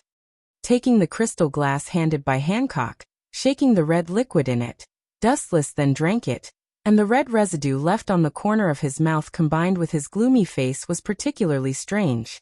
He was the complete opposite of the sunny Dustless from before. Now he was like a demon in human skin. Dustless was able to put himself in the shoes of those who were truly loyal to him, and treat them calmly. As for insignificant characters like Doflamingo, it was fine to throw him away when he had no value. Doflamingo was only temporarily attached to Dustless. In the future, when his wings were fully grown, he would leave him. When this chess piece no longer had any value, it would not be too late to kill him. After losing the restraint of Dustless, Doflamingo, the ferocious tiger beast, finally revealed its sharp fangs and devoured one Navy battleship after another. The bloody storm set off by Don Quixote swept across the world, and the entire Marine headquarters was covered with an unprecedented dark cloud. Bastard, Doflamingo, this beast. One day I will tear him to pieces to vent the hatred in my heart. The angry Sengoku tore the information in his hand. His eyes were bloody red, and his whole body was releasing a huge oppressive aura, and the whole office was shaking. Bah! After swallowing confidential documents, the goat whined twice and fainted. Doflamingo was a celestial dragon. Even though the Don Quixote clan had given up the privilege of being a celestial dragon, Doflamingo was still a celestial dragon from the beginning to the end. This identity alone was enough to render them helpless, not to mention the mastermind behind him. This damn ant was obviously extremely fragile, but he always jumped around and ignored the Marine, and even smacked the Marine's face. Sengoku's feelings were self-evident. This was the feeling of having to suffer in silence, unable to voice out the bitterness. Humph. Boom. Kaka. Staring coldly at the proud and arrogant Doflamingo in the newspaper, Sengoku saw Doflamingo laughing at the Marine. He didn't even think about it. He condensed the original transparent air shield in his hand and directly shattered it, turning it into goose feather-like fluttering snow. Bang bang bang. The dull sound of knocking on the door made Sengoku frown. When did the Marine become so unruly? When he was about to verbally reprimand, a tall figure directly broke the door. That guy Z left Marin on a battleship. Without waiting for Sengoku to ask, Garp, who was wearing a dog head hat, said. Hearing this, Sengoku frowned deeply and his voice was hoarse, and he said seriously. His students were slaughtered by that bastard Doflamingo yesterday. Maybe he went to find trouble with Doflamingo. Yesterday, the Marine ship unfortunately encountered Doflamingo, and almost all of them were killed, and only a few escaped. With such deep hatred, how can Z swallow his anger? A few years ago, Z's wife and son were brutally killed by pirates. At that time he hated pirates, and now the new hatred plus the old hatred aroused the flame in Z's heart. The destination of that guy's voyage is not the sea where Doflamingo is located. Garp shook his head. Sengoku suddenly looked at Garp with his pupils enlarged, and his old eyes were filled with awe-inspiring luster. A bad idea swept through his mind, and his fists were as big as a bucket. Looking at Sengoku's eyes, Garp nodded and said in a heavy tone, Z is likely to take the students who survived to Mariehua to question the man. Z knows that temporarily repelling Doflamingo won't solve the root of the problem. Only by completely stopping Royce South can he stop Doflamingo's plot against the Marine. But Z is a very intelligent and sensitive man. He shouldn't fight with him. So there is no need to worry. Garp said with uncertainty. He also had doubts about what he said, but he just hoped so. Sengoku smiled bitterly and regretted for a while. If he had given the position of 7 warlords of the sea to Doflamingo, there would not be such a situation.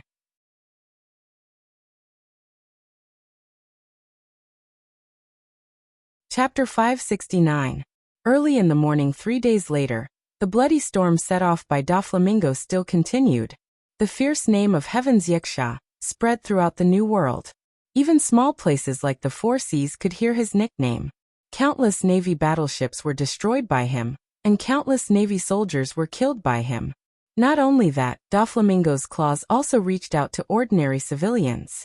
The Marine could only swallow their anger, not to mention these weak civilians. Therefore, the number of islands and towns destroyed by Doflamingo was more than the number of hands. Fleet Admiral Sengoku, who couldn't bear it, finally gave the title of Shichibukai to Doflamingo. Although he couldn't wait to tear him into pieces, he didn't dare to kill him. The name of Tenryubito was too terrible. The law did not allow the Marine to kill Tenryubito. Afterward, Doflamingo also became Shichibukai. On the Blue Sea, Marine battleships moved forward rapidly. The sea rippled and expanded to swallow the surrounding sea. Damn Doflamingo. Z's heavy roar sounded in the cabin. His hands slightly smashed the table in front of him. It was as easy as blowing air. Only in this way could he vent the burning flames in his heart. This is the so-called Marine. What kind of justice is this? Or is the definition of justice the winner is king, and the loser is a bandit? Is this the justice I pursue? Z's eyes were dim. For the first time in his life, he doubted his faith.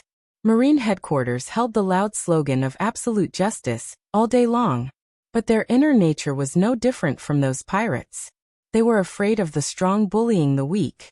The strong preyed on the weak, and the strong was respected. When the law of the jungle forced the word justice, the surface did not change but the inside was rotten. His beloved student was slaughtered by pirates. As the embodiment of justice, the Marine couldn't crusade against evil.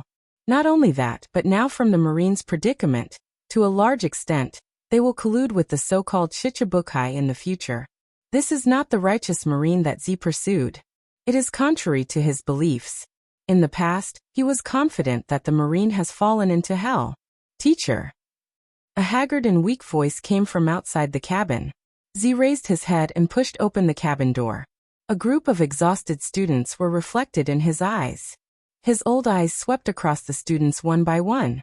Z lowered his head, his face full of guilt. In the end, I also chose to give in. I am not qualified to criticize Sengoku. Z said with a forced smile. Doflamingo acted recklessly, slaughtering the Marine Corps like slaughtering dogs. Countless soldiers were wailing and trembling under his hands.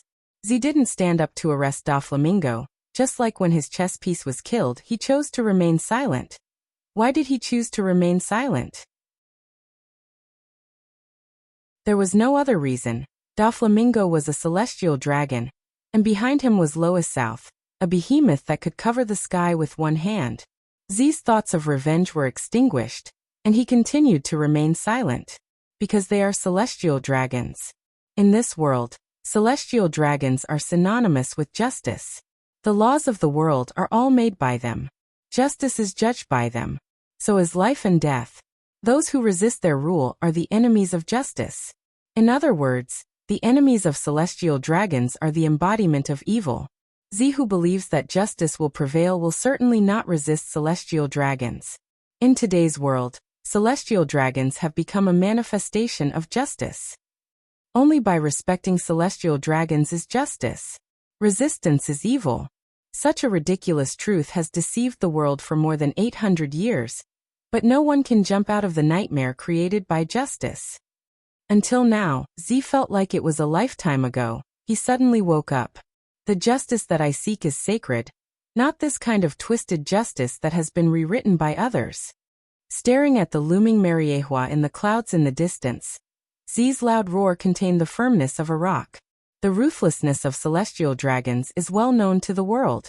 They are evil butchers dressed in the cloak of justice. They themselves are the dirtiest existence. The Marine is also an accomplice to evil. Z, who was a Marine admiral in the past, is no exception. Therefore, Z has an amazing conclusion. The most evil existence in the world is not pirates, nor is it the Yonko four emperors, but the forces led by celestial dragons.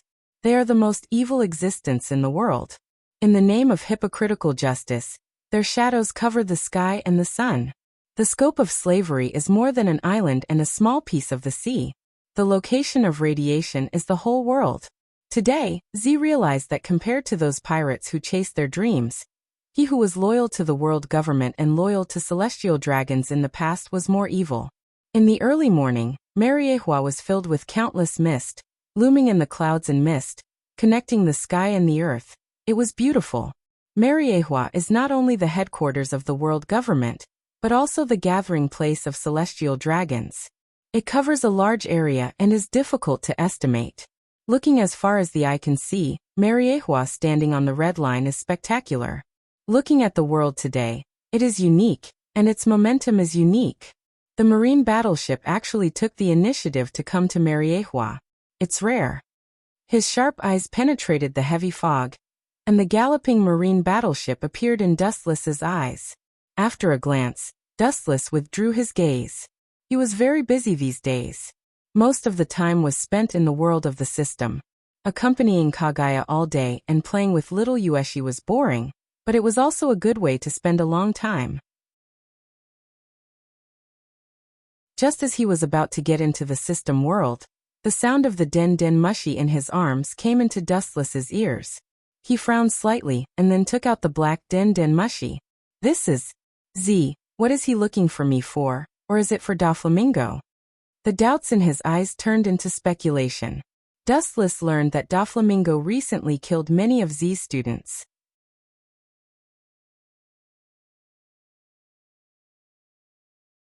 Chapter 570. Time slipped away unknowingly, and in the blink of an eye, 5 hours passed quietly. In the spacious and bright room, Dustless looked doubtful, and his deep black eyes restored indifference. He was sure that Z's visit was not a good thing. The weasel paying a visit to the chicken is not a good thing. Doflamingo's recent lawlessness, Dustless also heard a little about it. But in his view, it was just a small fuss. The effect was negligible.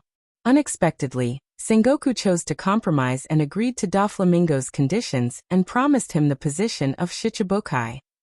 I'm afraid that old guy is also tormented to the point that he can't stand it anymore.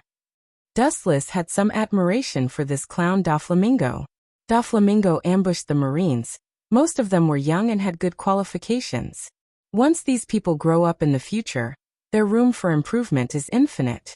Even one or two of them can become the mainstay of the Marines, turning into fertile soil to protect the towering tree of the Marines. However, Doflamingo had cut him in half at the waist and killed him mercilessly.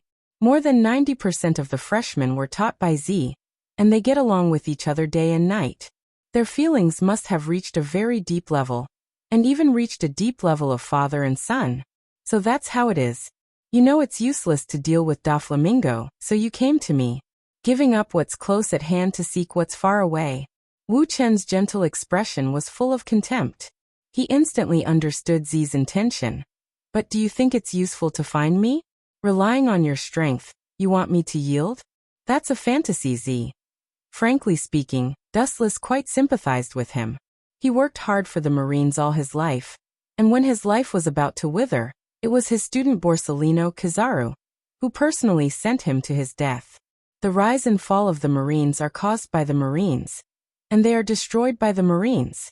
His feelings are pitiful, his actions are excusable, but his crime is punishable. Dustless sneered. A tall and broad figure walked in. He had purple hair and wore glasses. If one ignored the cold glint in his eyes, he was dressed quite elegantly. The two of them looked at each other. Because of sitting on the stairs, Dustless was taller than Z. Dustless was looking down at him.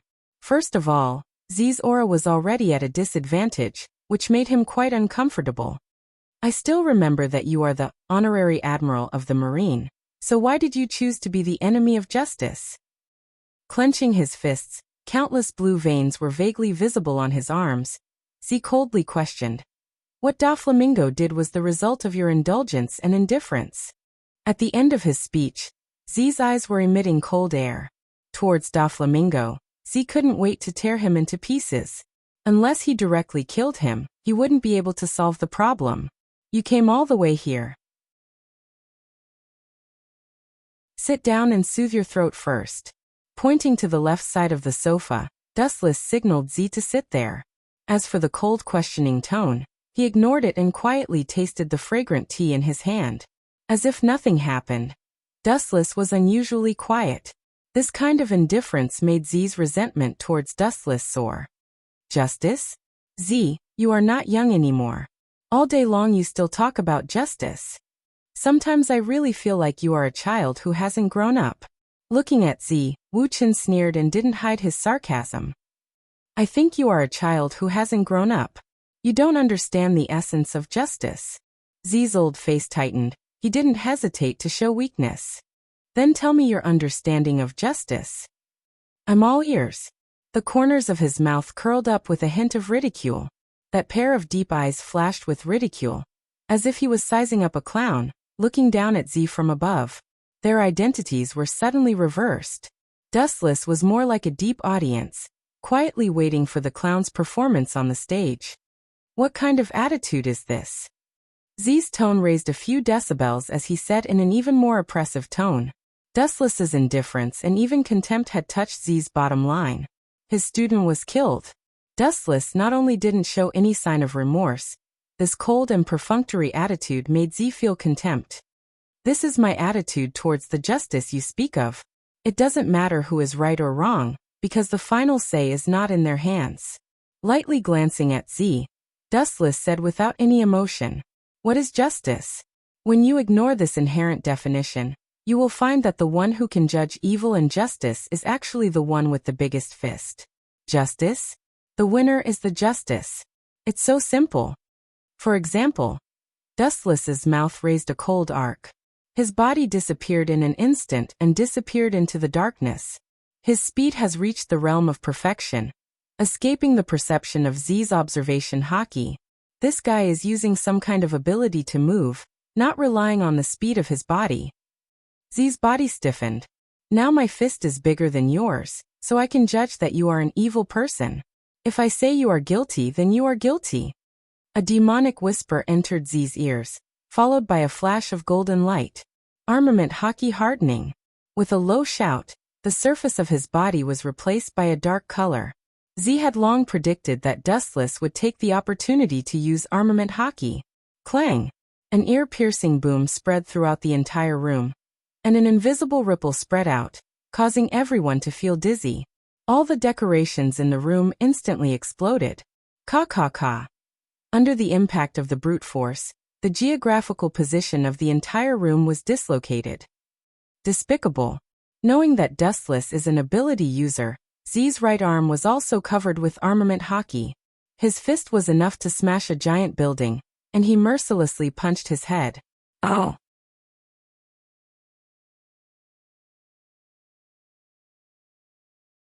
Chapter 571. Z was shocked and angry. He originally wanted to persuade Dustless to stop and restrain Dorflamingo, but he didn't expect Dustless to reach for a yard after getting an inch. Just because of a verbal disagreement, Dustless attacked. He turned his face faster than flipping a book. Ka. The powerful fist that was enough to crush a Navy warship suddenly fell on Dustless. He didn't dodge and his brain exploded in an instant. The ground was splashed with dark red blood stains. The scene was extremely bloody and violent. He was blown out of shape. That's impossible. Instead of feeling happy, Z tightened his nerves. His observation haki spread out, guarding the surrounding environment. If Dustless could be killed so easily, he would have died hundreds of times. When he first came to Mariehua, he was defeated by Dustless. Even if Z used all his strength at that time, he was still afraid of Dustless's power. At that time, Dustless didn't break out all his strength. The humans in your world are really monsters. Physical skills can be practiced to such a terrifying level. It's obvious that you are already in your twilight years, but still have such a powerful strength. Incredible. Z's voice was full of praise. Then he saw that Wu Chen was still sitting in his original position, and was still savoring the fragrant tea in his hand. He was sizing up Z from a bird's eye view. When he turned around, he saw that Wu Chen had disappeared into thin air. The bloodstains on the ground also disappeared. It was as if nothing had happened. Everything was back to the original problem. Not only that, Z also felt an abnormal pain in his arm. This guy? When did he do it? I was the one who defeated him, so why is this happening? Z's eyes solidified looking at his smoking arm. His gloomy face was hard to hide. He can penetrate the defense made by my armament haki. Has he reached such a level at such a young age? Looking up, Z saw that Z's right arm has been completely penetrated. The wound was as big as a thumb. It was obviously a scorching type attack. The wound has been burned and it's only a minor injury. Was what just happened an illusion? For the first time in his life, Z felt that his eyes were blurred and there was visual confusion. Reality and illusion are often only separated by a single thought. Everything is like the moon in the water. What you see is only the reflection of the light in the water. It is only a pure illusion. Seeing Z's face full of hesitation and bewilderment, Wu Chen explained in a soft voice. Just a few casual words, but it contained the truth of the world. Z suddenly became enlightened. He looked up at Dustless, who was close at hand. Even if it only takes a few short steps to reach Dustless, the gap between them gave Z a sense of powerlessness. Even if it was only a few inches, Z was sure that as long as Wu Chen wanted to, he would never be able to touch him. This was not a gap in strength, but a huge gap in dimension. It was a gap that was difficult to cross just by relying on hard work. Why didn't you kill me? You can injure me, which means you can take my life. Z asked in a deep voice. His tone was full of puzzlement and deep doubts. Carefully looking at the small wound on his arm, Z suddenly understood that this was not a life and death battle, but more like a fight between children. Dustless casually smiled and didn't want to be serious. Casually playing around is fine. There is no need to fight to the death. Z was shocked that he was like a powerless clown. He couldn't make waves. He could only be controlled by Dustless. He was even sure that if he wanted to, he would have been killed on the spot by Dustless. Your life will naturally be taken by someone else, that's all. Staring at Z with deep meaning, Dustless shook his head without leaving a trace. He can see that Z loves the Marine very much. For this, he was willing to give up his life. Today, he dared to face Dustless head-on. This shows that he is willing to give up everything. However, in the later days, such a person who loved the Marine so much without any hesitation hated the entire Marine headquarters to the bone. He wanted to get rid of it as soon as possible. The huge contrast really makes people feel that the world is fickle and the fate of many ghosts. There is no need to kill you because Doflamingo has become one of the Shichibukai. His thumb slightly hooked and the newspaper floated in front of Z. The content that caught his eyes was the laughing Doflamingo. At this moment, he has become a member of the Shichibukai organization. Z looked at Doflamingo in the newspaper. His previous worldview gradually collapsed. He didn't expect that Doflamingo, this kind of butcher, could join the Shichibukai organization. A large number of Marine rookies died in his hands. How can this garbage join the Shichibukai to show off? He killed countless Marines and didn't get the punishment he deserved. How can Z accept this? Most of the Marine interns who were killed were his students. If you want to blame someone, blame your own fate, Z. Staring at Z's pale face, Dustless had some sympathy for him. Z in front of him was like a candle in the wind, extremely fragile. The Marine who was loyal to him betrayed him. It's not hard to imagine how he would feel. I'm afraid he is completely disappointed and desperate. This kind of thing can't be accepted by anyone. This guy's heart is very broad. Wu Chen secretly said in his heart. He admired Z a little more. If someone dared to betray him, even if he chased him to the ends of the earth, Wu Chen would tear him into pieces as a warning to others. Unknowingly, Z's mentality began to quietly change. For the Marines he loved in the past, his heart's desire to protect them gradually decreased. There was even a bit of hatred in his heart. However, he still suppressed this irritable feeling of resentment. Dustless saw this and just smiled. The reason why Z betrayed the Marine is not because of other factors, but because he was forced to embark on this thorny road of no return.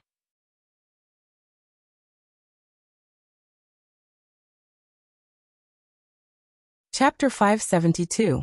Z almost collapsed. He didn't expect the Marine to be so unbearable. He didn't choose to resist but shamefully bowed his head. It also indirectly means that his students who died in the battle are doomed to be unable to avenge them, and can only swallow their anger. Thinking about the future, Doflamingo, this kind of evil person can continue to bring disaster to the world intact. Z's forehead had a ferocious veins undulating, and his steady breathing also became coarse. Z's mind was in a trance. In the unseen world he could hear the souls of the fallen students. Their unwilling and mournful cries pierced through his ears and into his brain, driving his will. Dying in the hands of pirates can be said to be a disguised form of martyrdom. Falling in the hands of Shichibukai will only make them a laughing stock, because to some extent they can be regarded as one of us. See off the guest. After glancing at Z, Dustless closed his eyes and said casually. Dustless turned a deaf ear to Z's offensive impulse. He is a Marine Admiral level character, and he is indeed a tragic character. Forgiving him once is not a big deal. Please.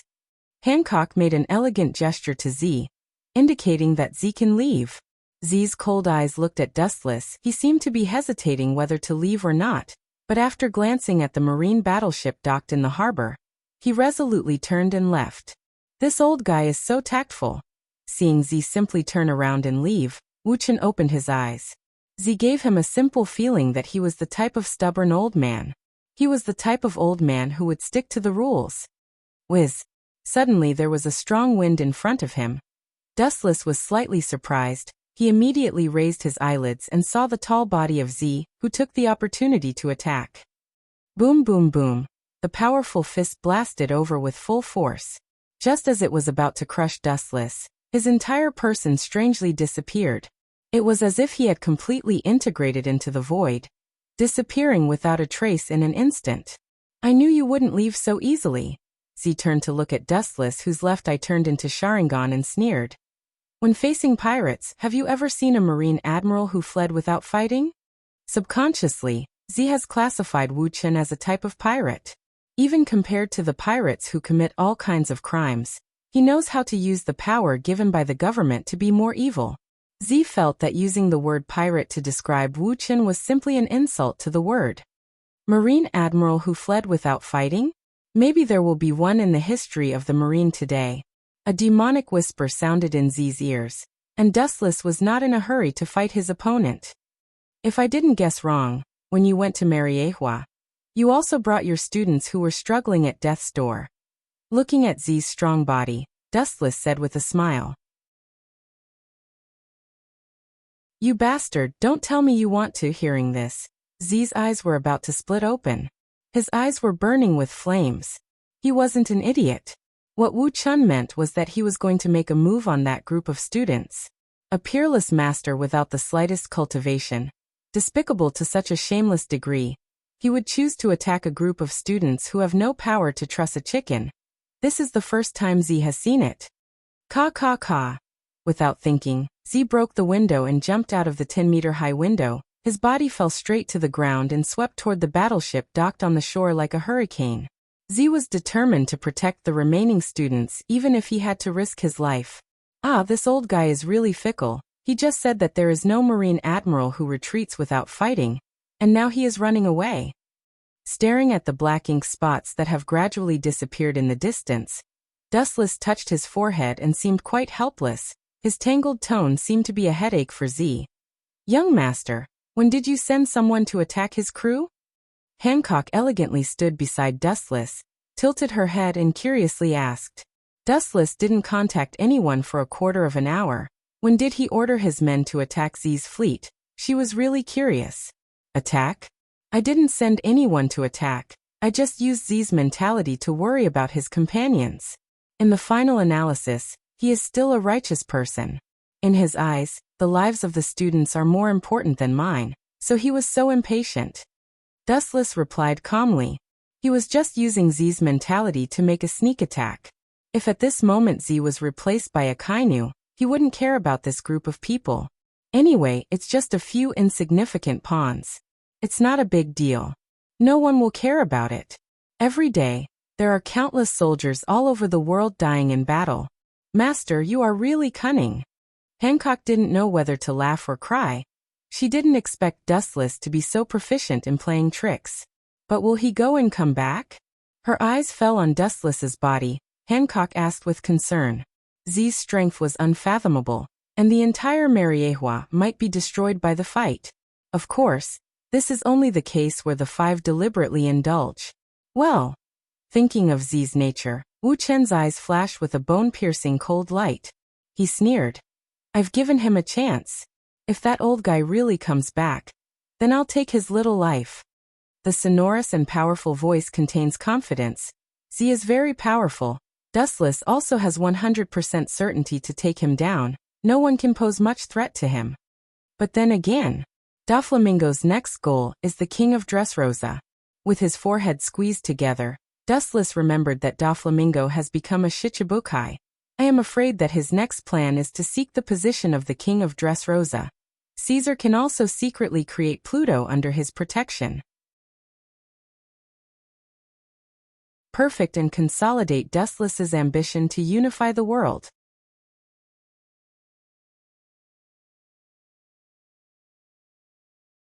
Chapter 573. Returning to the battleship. Z's face was twitching. The students were snoring and sleeping. There was saliva on the corners of their mouths. Their expressions were rich and comfortable. Obviously they were having a good dream. Who is that guy? Looking at the direction of Dustless's villa, Z's heart was mixed. He knew that this was Dustless' intention to let him go.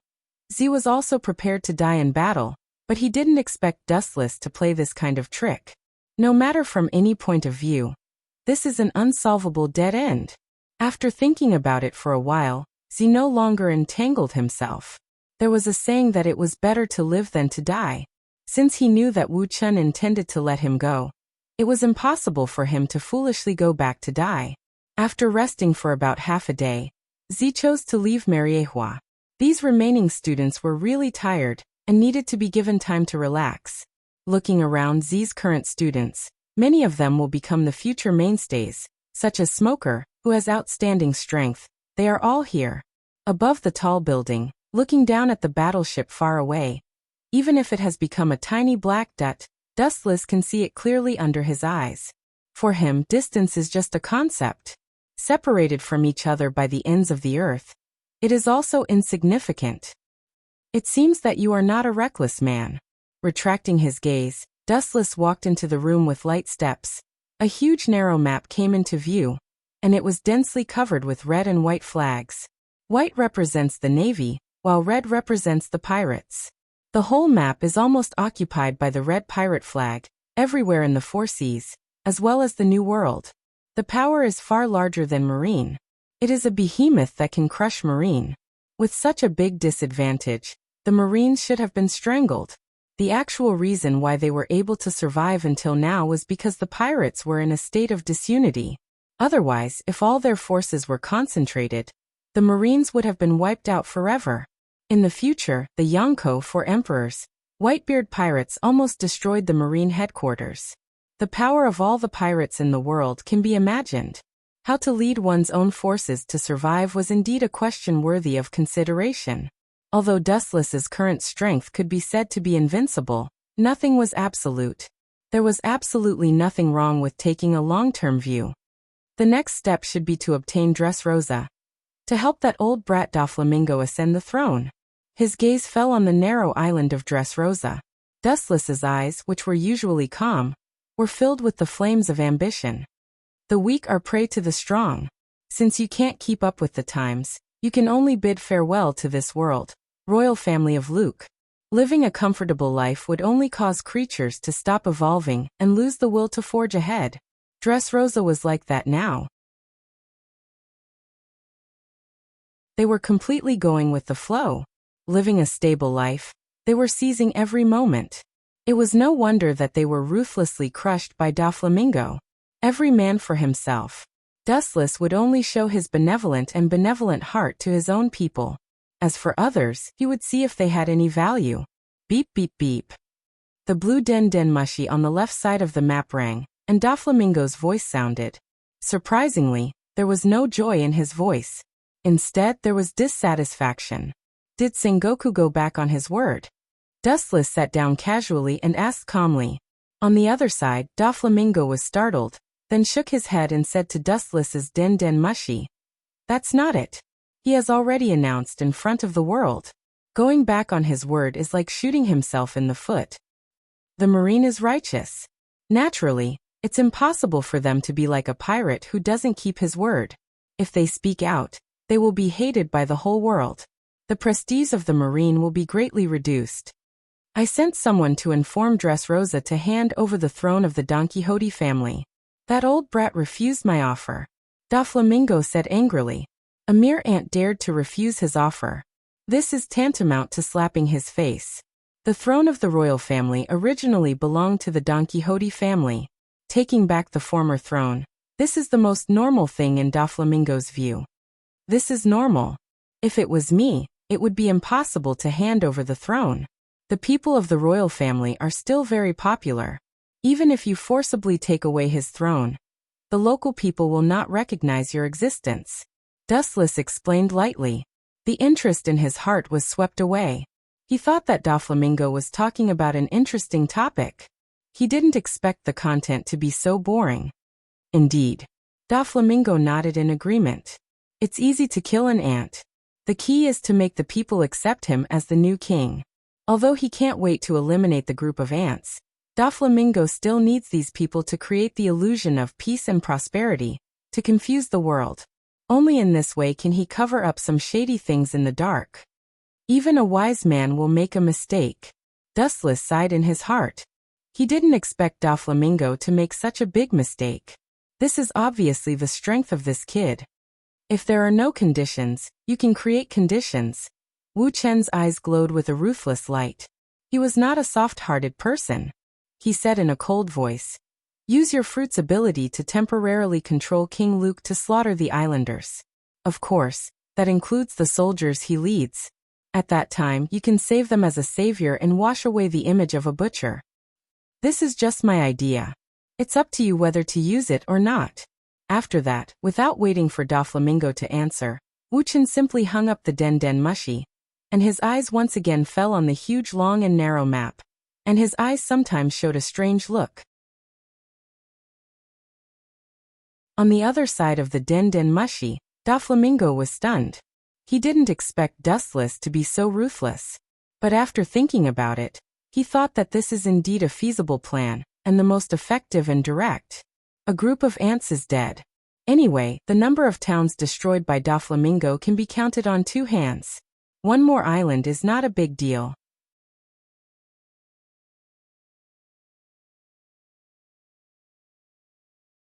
Chapter 574. Doflamingo's choice has nothing to do with Dustless.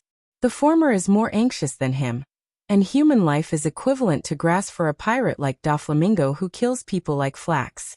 According to Dustless's speculation, Doflamingo can't wait to implement this ruthless plan, which is comparable to his ambition to swallow the sky and devour the earth. The death of a few human lives is insignificant, it's just a small matter. Dustless is still interested in setting his future plans. If he wants to get a share of the pie in the future world, he must have a perfect plan for rainy days. The opportunity will not come again, and it is often left to those who are prepared in advance. Dustless's plan is also quite simple: suppress the enemy and strengthen himself. Both the Akagami Red Hair pirates and the Kaido pirates have been weakened by him in various ways. Compared with the miserable Akagami Red Hair pirates who were almost killed, the Kaido pirates are much stronger. Although they were also extremely tragic by Dustless, they are much better than Akagami Red Hair Shanks who withdrew from the New World. Next is the Bigomam pirates, and the Whitebeard pirates. The world is so big that the 4 seas are still okay. In the second half of the New World, most of it is occupied by the Yonko 4 emperors. If you want to grab food from the tiger's mouth, you can only pull the teeth from the tiger's mouth. However, this is tantamount to self-destruction for most pirates. The power of the Yonko 4 emperors is beyond imagination. Dustless, Sama, what you want is here. White Zetsu emerged from the ground, holding a delicate iron box in his hands, quietly buckling the lid and baking it with an extremely strong iron lock, looking quite mysterious. In order to provoke the Whitebeard pirates and the Bigomam pirates, Dustless spent a lot of money. Isn't it a pity to give this thing to that old witch by Gumamu? No matter what, it's still the strongest and most evil dark fruit of the Logia. The dark fruit in this iron box is Logia's dark fruit, known as the most evil fruit in history. Its ability is terrible, and it can form a black hole like gravity that swallows everything. How could White Zetsu be willing to give away such a powerful devil fruit to Bigomam, that old witch? It took him nearly a year to find this devil fruit with countless doppelgangers. Bigomam, that old witch is ashamed. Why don't you give it to Miss? I think it will be of great use to her. Staring at Dustless, White Zetsu suggested tentatively. The matter of giving birth to a daughter was said by Dustless himself. There was a flash of hesitation in his eyes, and then he shook his head decisively. This plan is not feasible. It's still too early for that little girl to use the devil fruit. Let her waste it.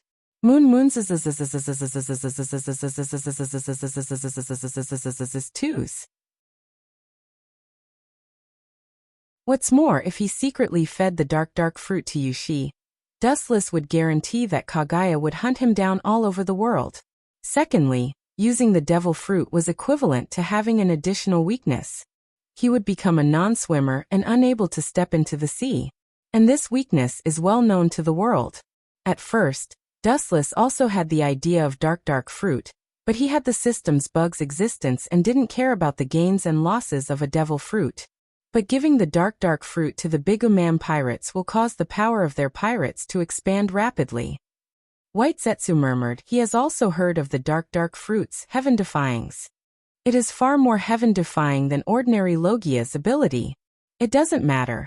As long as you can provoke Bigomam and Whitebeard to fight, a devil fruit is insignificant. Dustless said quite casually, White Zetsu's problem is not a problem. Even if the dark fruit is eaten, it is not a big problem, as long as the other party is killed. At that time, the dark fruit will reappear again. With White Zetsu's huge clone, it is only a matter of time to find it. Whitebeard is very cunning. That guy should not rashly fight with Bigomam for a devil fruit.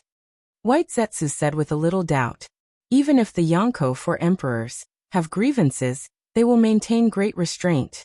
Once the fight starts, the Marines who are watching the fire from the other side of the river, and other ambitious pirates who covet the position of Yonko 4 emperors. Ants can bite an elephant to death, and the power of countless ants can also collapse a river dam.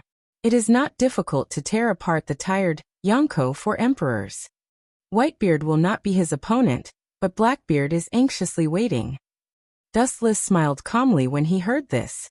Whitebeard will not do it, but Blackbeard, a man with ambition who can swallow the 4 seas, will not give up. His purpose of hiding the Whitebeard pirates for so many years is to get this most evil fruit in history.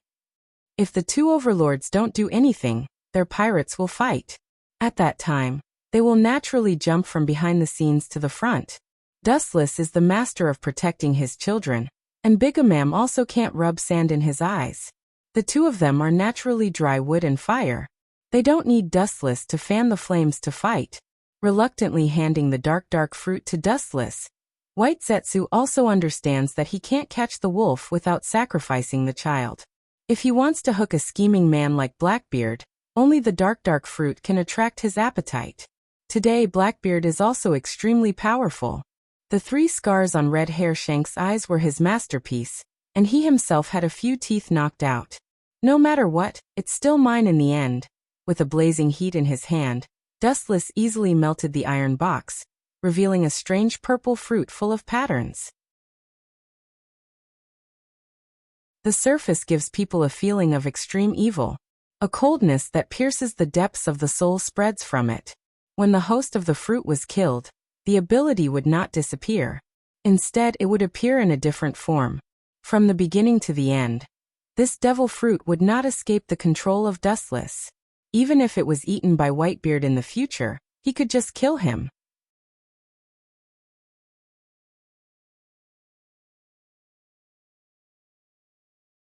Chapter 575.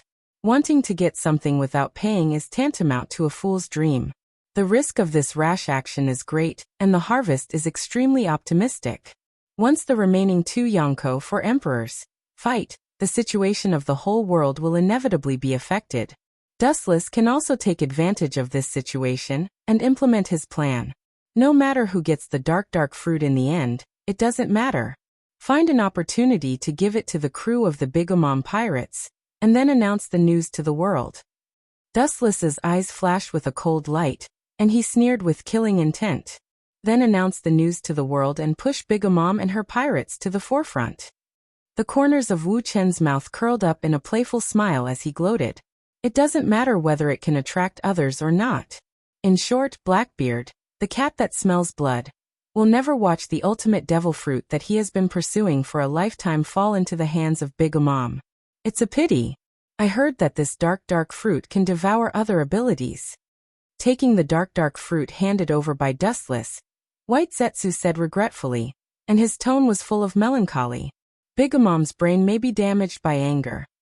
The only thing that can devour other abilities and occupy the other's ability for its own use is the dark fruit. Devouring the enemy's ability. This is also a rule that varies from person to person.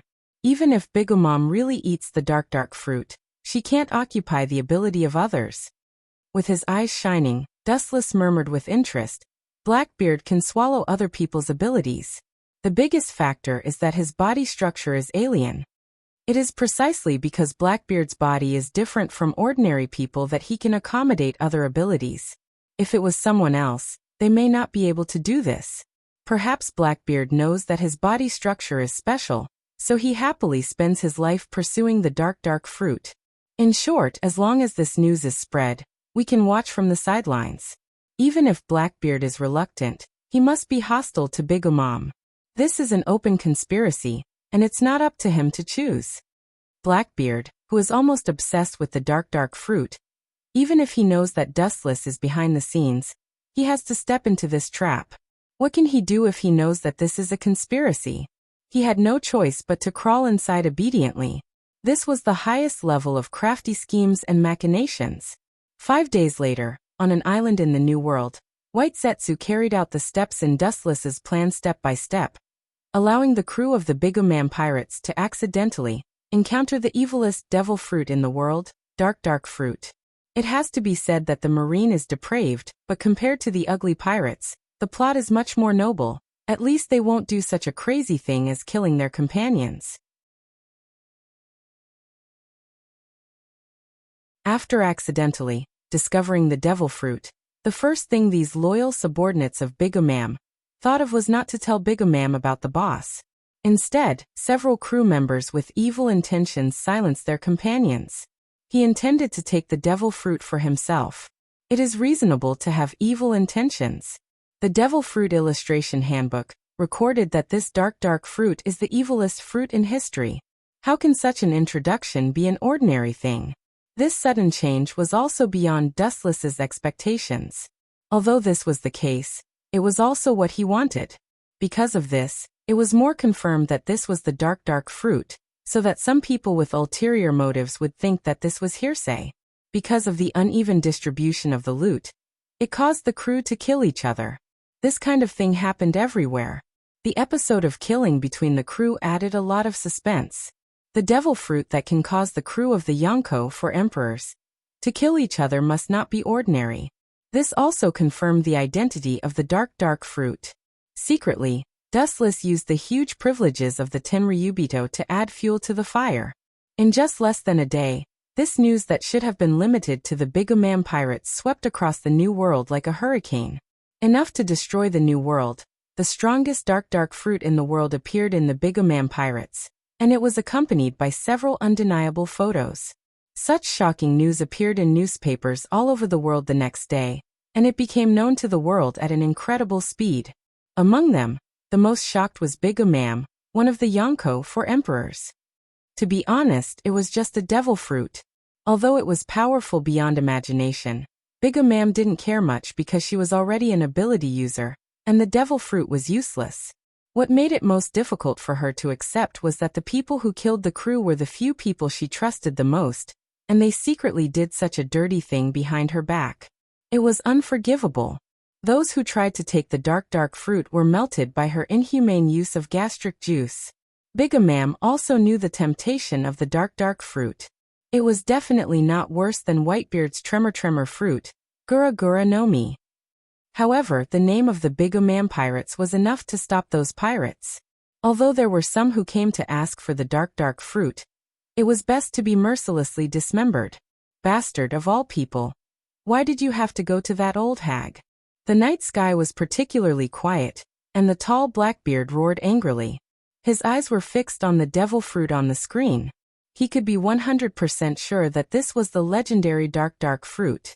Thinking of Baigu Mamu's terrifying strength, Blackbeard broke out in a cold sweat. His heart was filled with fear.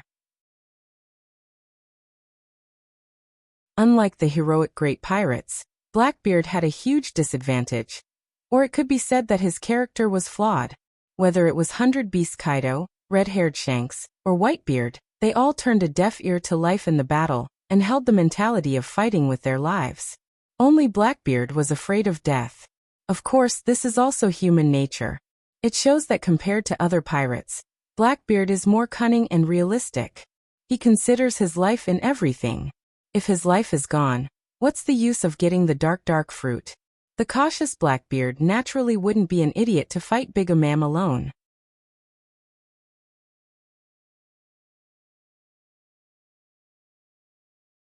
Chapter 576. Inside Mariehua's villa. White Zetsu performs his daily fixed duties and informs Dustless of all the important information collected, and Dustless uses the unparalleled power of Tenryubido to spread the news of the dark fruit, and the whole world is shrouded in a giant vortex. The bottomless invisible vortex is spreading, attracting the eyes of the major forces.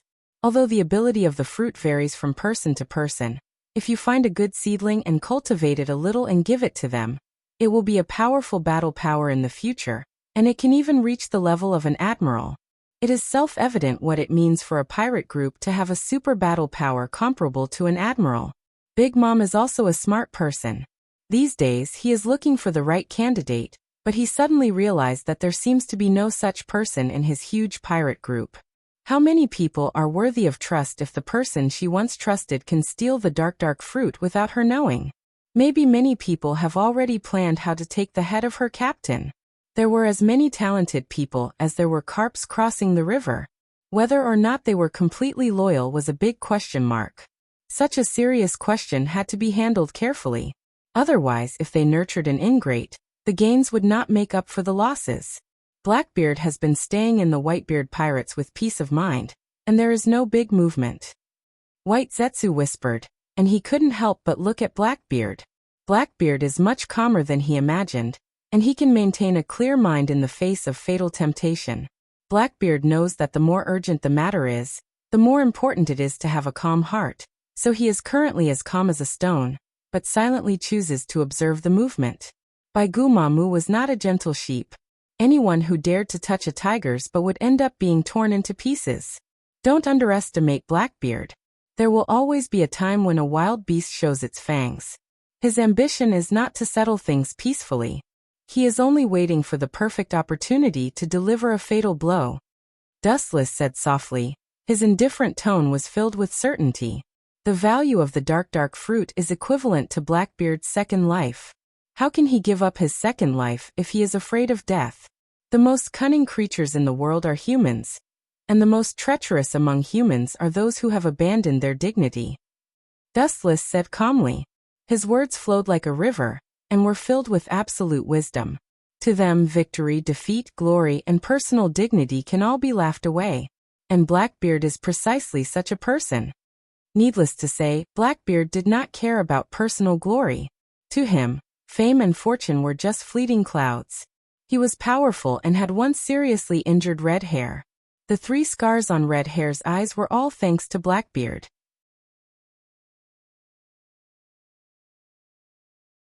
Even so, he was content to be a small soldier under Whitebeard, abandoning his dignity and glory to be an ordinary crew member, abandoning the fame and fortune that pirates value the most, and living in obscurity for decades. In addition, Blackbeard was extremely greedy for life and afraid of death. Every time he schemed, he would bear the brunt of it. What he valued the most was his own life. Compared to those who risked their lives for another and viewed life as a feather, Blackbeard was far inferior. This was his bad habit, but it was also Blackbeard's biggest advantage. It was because he was greedy for life and afraid of death that he was able to display what he had learned and plan all his plans to the point that they were flawless. This was the only way to ensure the safety of his little life. That is to say, Blackbeard is waiting for the best moment. White Zetsu said. Dustless heard the words and nodded slightly. The probability of Blackbeard making a move is 0 if he is not 100% sure. What is 100% absolute certainty? At least he can save his own life, otherwise, it would be useless to get the dark fruit. Then again, staring at White Zetsu, Dustless suddenly turned around. After a little thought, he asked directly, "What is the recent movement of Doflamingo?" Although the current main plan is to stir up trouble with Big As Mom and Whitebeard, the trace of the clown Doflamingo is also very important. Dustless also needs his Dressrosa to build Pluton. This, White Zetsu's face changed slightly, and he was suddenly speechless. He looked at Dustless with a little timidity. Witnessing the cold, emotionless, machine-like Dustless, his scalp couldn't help but tingle. Doflamingo used Birdcage on Dressrosa. The outside world has no way to know the specifics, but according to the raging flames in the town and the scene of blood flowing like a river. At this point, White Zetsu's tone stopped. The meaning behind it was self-evident. Dressrosa was now like a second world isolated from the rest of the world. As for the specifics, only the initiator, Doflamingo, and the heavens knew. In short, there is no need to think about it. Dressrosa is definitely bleeding like a river now. That kid, his strength is average, but he has a lot of tricks up his sleeve. After a moment of silence, Dustless said with ridicule and disdain. According to Dustless's speculation and his strange movements a while ago, it is estimated that Doflamingo is preparing for the artificial devil fruit in advance. Early the next morning, the sky in the distance turned white, the sun rose high, and the fiery red morning sun dotted the whole world. The warm feeling made people lazy and couldn't help but want to go back to sleep. On the ship, Blackbeard did not sleep for the entire night. Even so, he was still full of energy. His eyes were shining with awe-inspiring luster. There was an indescribable sense of confidence and ruthlessness between his eyebrows. It was the complete opposite of his usual introverted aura. Blackbeard narrowed his eyes. He was as cunning as a rat. The gaze that shot out from the slits of his eyes was exceptionally vicious. It was as if he was choosing to devour someone. His cold lips were raised high. Even though he concealed his smile very well, one could still see the curve of his lips. After a night, he had already thought of countermeasures to deal with it. It is definitely not possible to fight alone. He can only fool the Whitebeard pirates to fight together. Whitebeard is very rational and smart, but it does not mean that the IQ of his crew is unfathomable.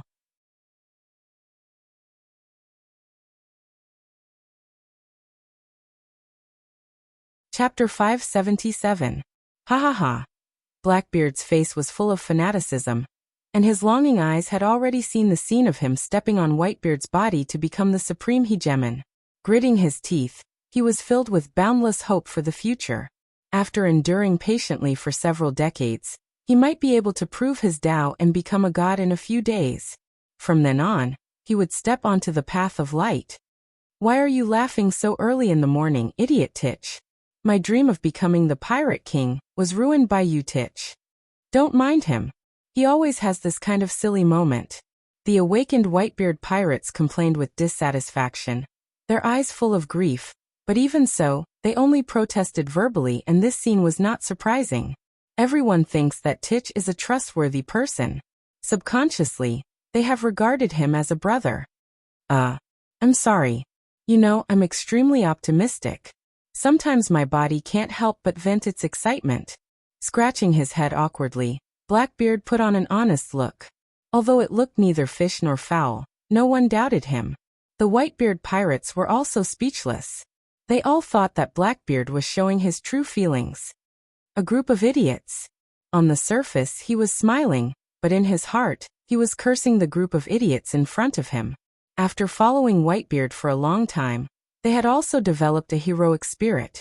Their hearts were as broad as the vast sea. However, for a cunning pirate, this is not a good sign. If you want to survive in this chaotic world, you can't be careless with anyone. Even your companions are no exception. No one knows what's in the other's mind, so it's better to be careful. Regardless of this group of people, he looked at the person washing on the bow deck. It was Thatch, the captain of the 4th Division, and he was also a good friend of Blackbeard. Of course, he has a good relationship with Thatch. This is the reason why Blackbeard deliberately pulled him into the relationship. Thatch is approachable, and he is much more naive than the suspicious Captain Mark and the Diamond Jozu. It also shows that he is much easier to deceive. Pull him into the water. Whitebeard can't ignore it. It's better to let Thatch get hurt. This will inevitably arouse Whitebeard's anger, and he will desperately fight with Bigga's mom. Blackbeard was very proud. After observing Whitebeard for nearly 10 years, he had figured out Whitebeard and the temperament of this group of crew members. What drew these crew members from all over the world, and with different skin colors together, was Whitebeard's broad mind, and the sincere feelings between them. Once the crew members are bullied and wronged, the entire Whitebeard pirates will attack them. Captain Thatch, it's not good, my father is in danger.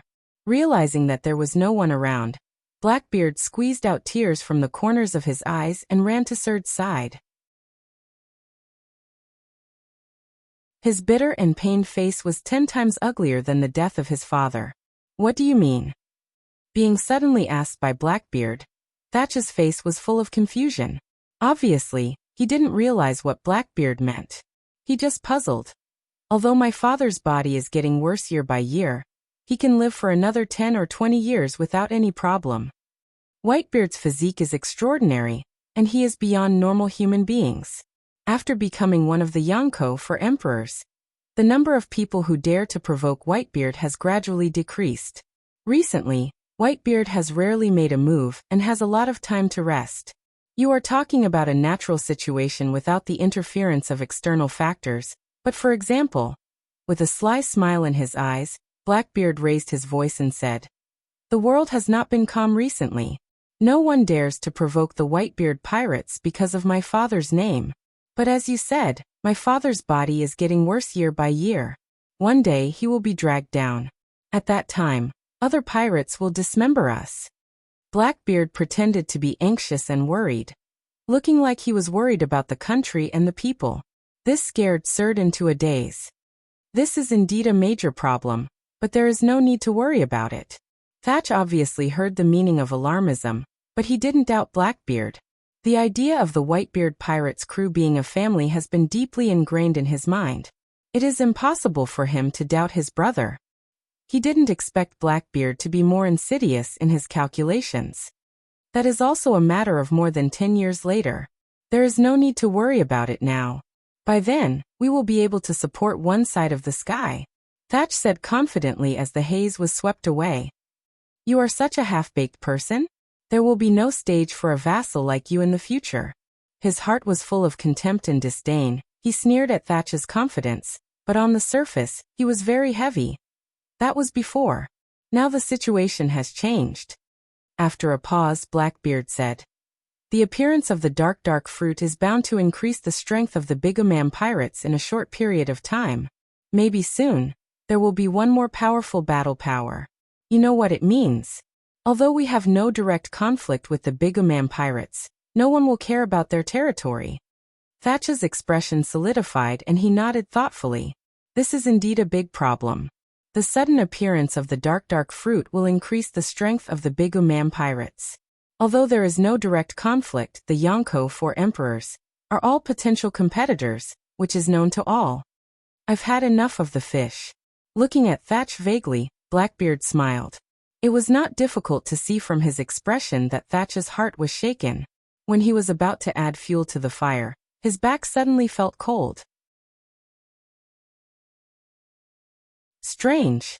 He turned his head around strangely, his eyes emitting a dim light. Combined with his rough and ferocious face, he looked particularly frightening. His eyes stared at the dense forest on the island. He suddenly felt a pair of eyes spying on him.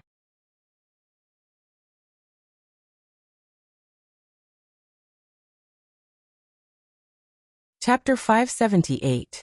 Blackbeard's brows furrowed tightly together. Even though it was just his intuition, he was a suspicious person by nature. The sudden appearance of this strange feeling made him extremely uncomfortable. It was extremely difficult for him to ignore it and pretend that nothing had happened. Maybe it's really my illusion, his observation hockey spread, and after a careful perception, he noticed that there was no one around. It was dead silent. Only occasionally, there were a few solitary birds passing by. Blackbeard's suspicious heart was quiet. He turned his head and continued to talk to Serd about the perfect plan to save his father from the fire and water. Is that man Blackbeard? I thought that Dustless Sama was exaggerating about him. I didn't expect this guy to be so unfathomable. His strength is different from what he showed on the surface. White Zetsu in the depths of the ground was stunned.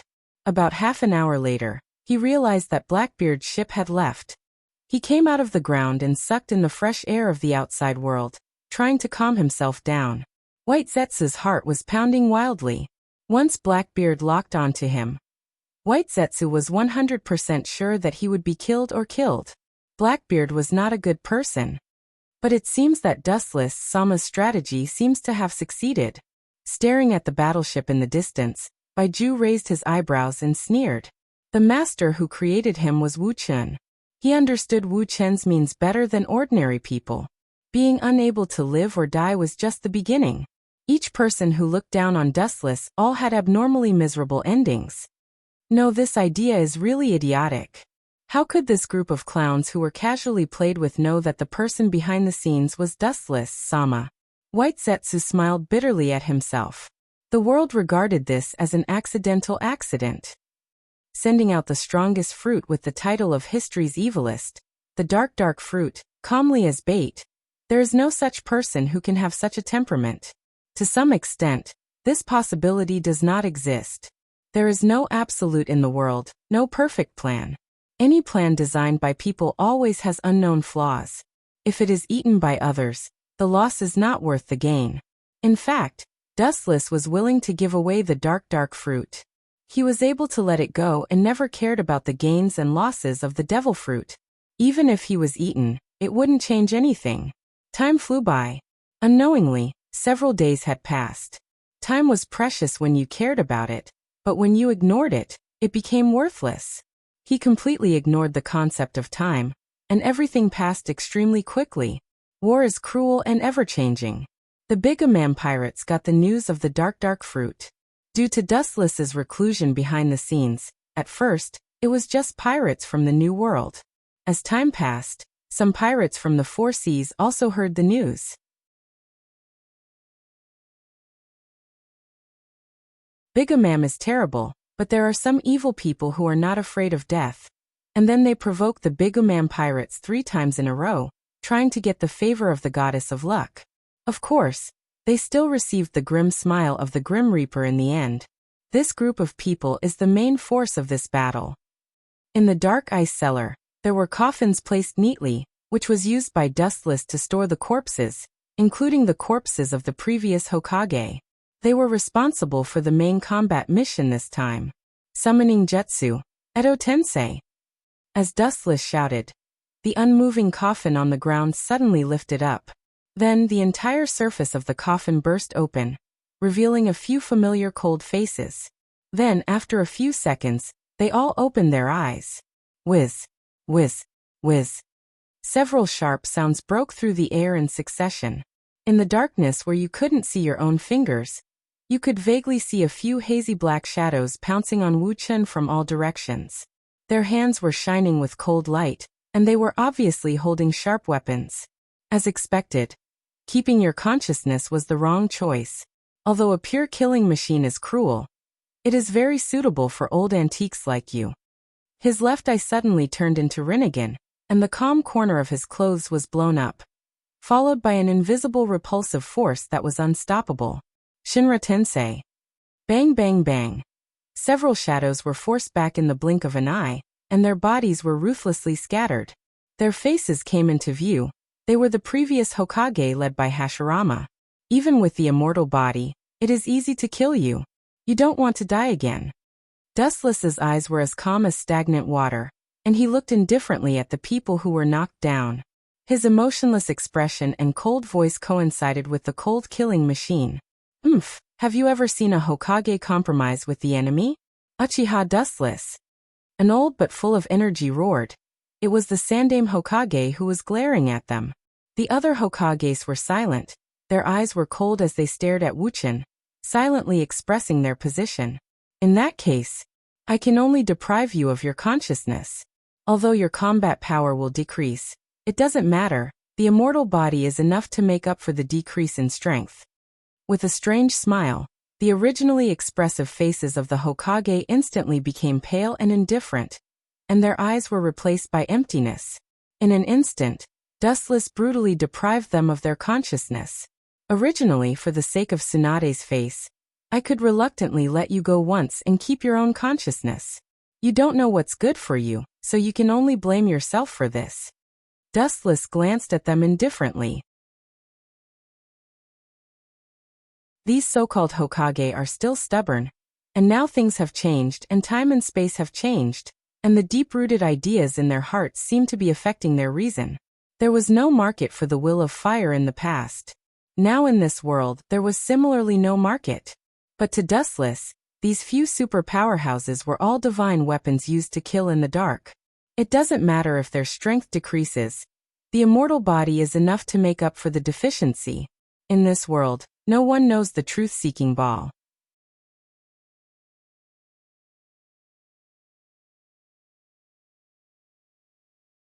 Chapter 579.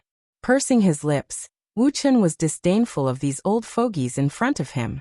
They were always talking about unity and guarding the future, but they have always been singing a one-man show.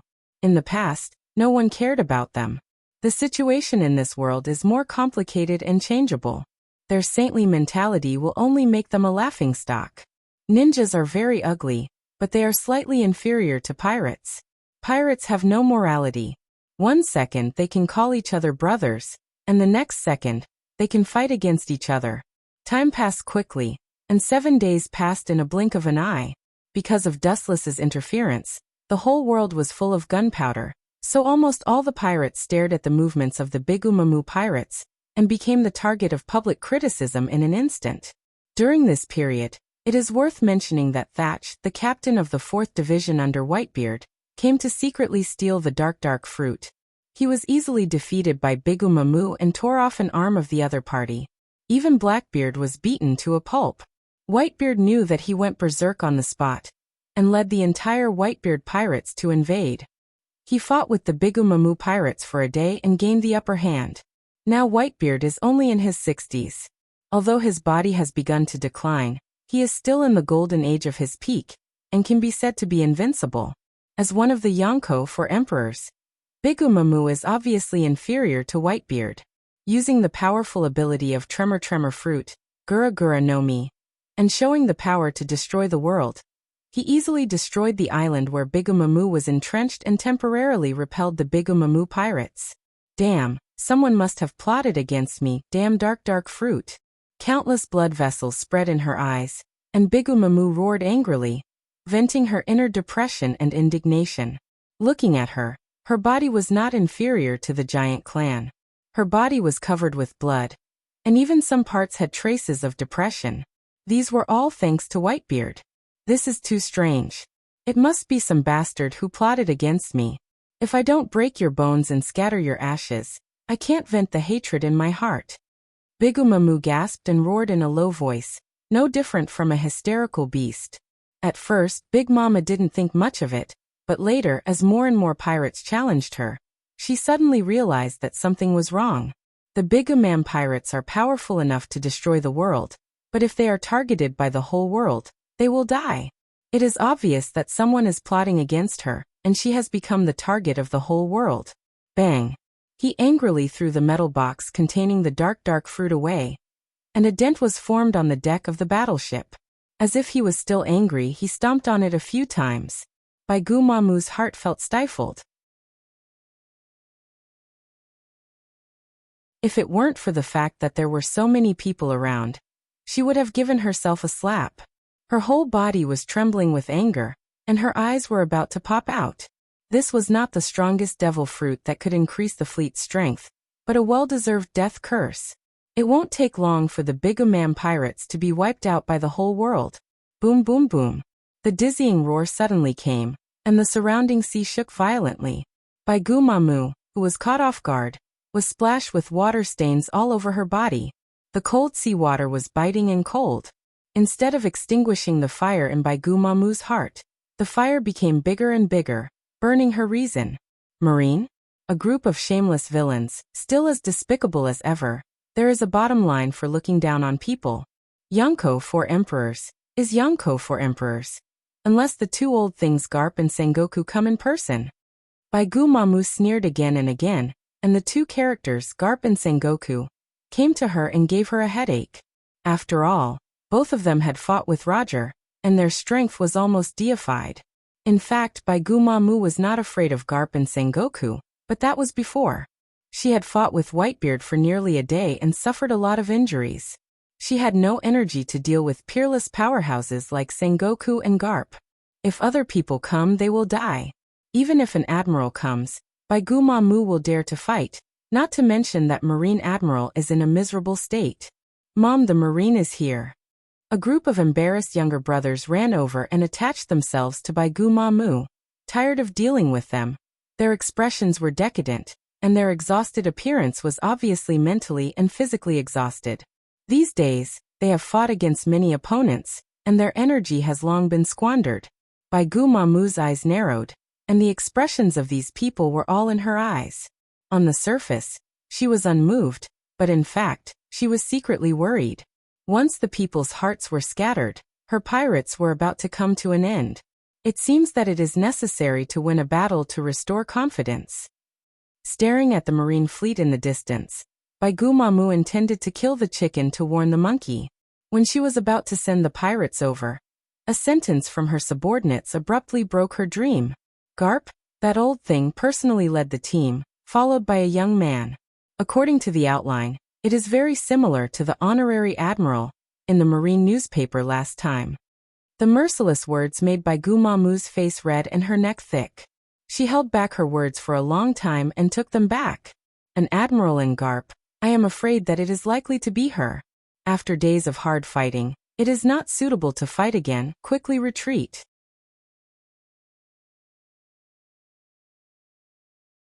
Baigumamu showed an expression of sympathy for her subordinates, but her expression was extremely ugly, and she was more sad than eating 10 pounds of flies. The crew didn't talk nonsense when they heard this, and they drove the ships at full power to avoid the Marines' shelling. The energy of people has a limit, and they have reached the bottleneck. How could it be that kid? With the excellent vision of the telescope, Baigu's mom saw Wu Chen standing side by side with Garp at a glance. She immediately widened her eyes and said incredulously. At the same time, she didn't forget to reprimand her subordinates. Increase the speed of navigation. Who dares to slack off? I will throw him into the sea to fill the stomach of the Sea King.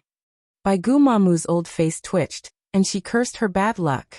Dustless's strength was enough to fight the Yonko for emperors, and even suppress the strength of the Yonko for emperors. Once such a person joins forces with Garp, I am afraid that in the future, there will be a big pirate named Baigumamu. P.S. Baigumamu's men did call her mother, which sounds disgusting, but the truth.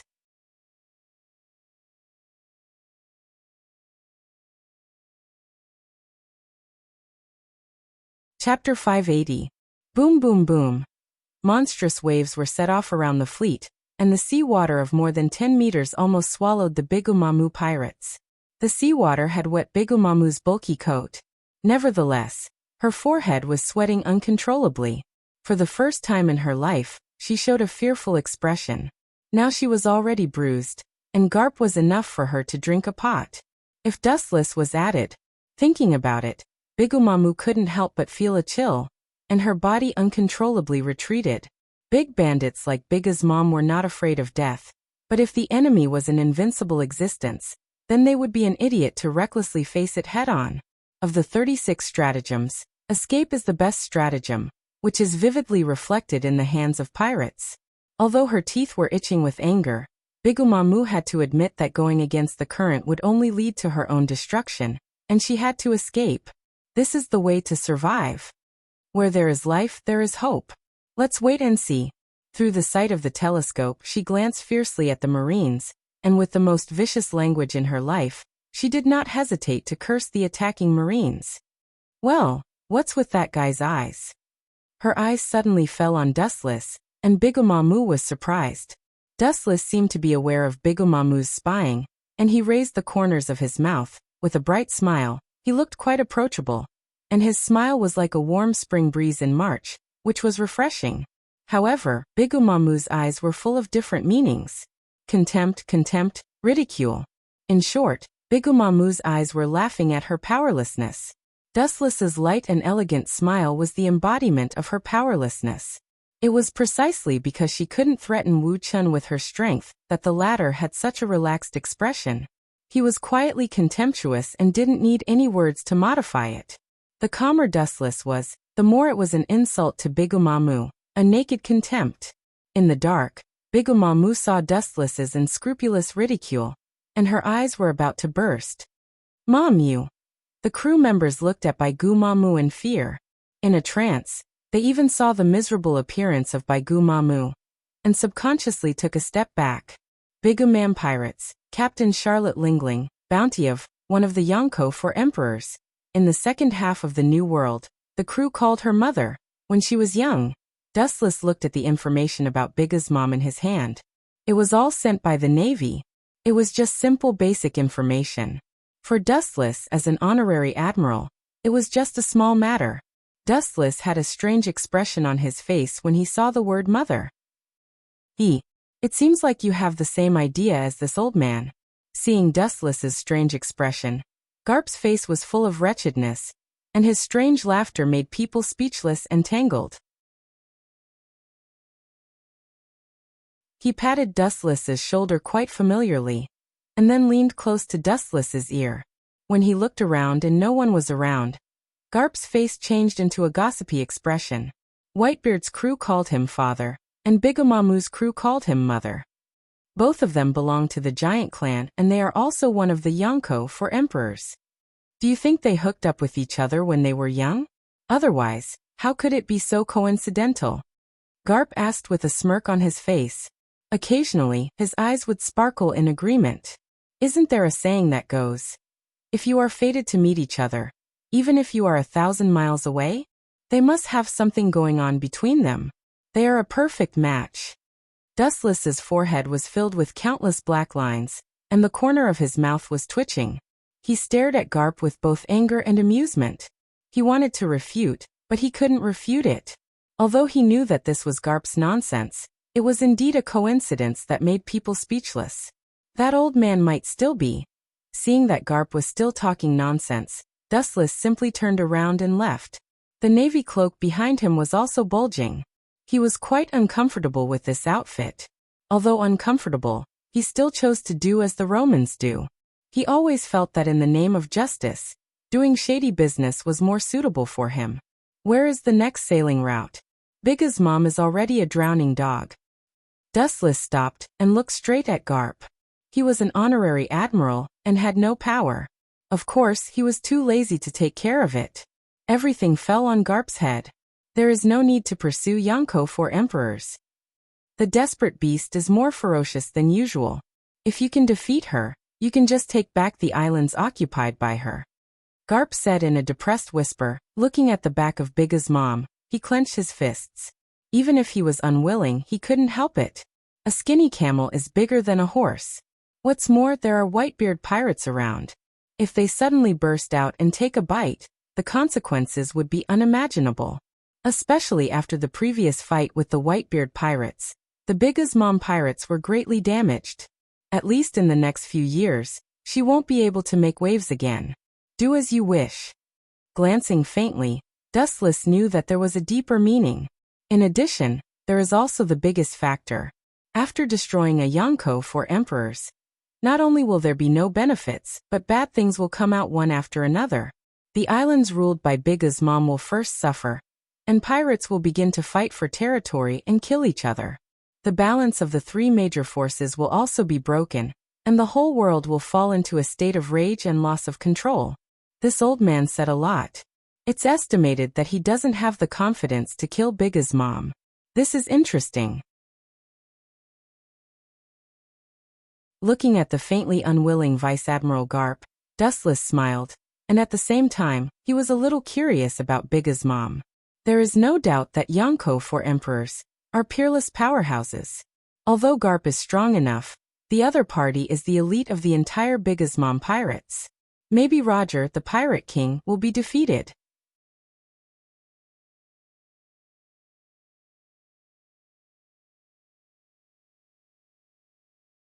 Chapter 581.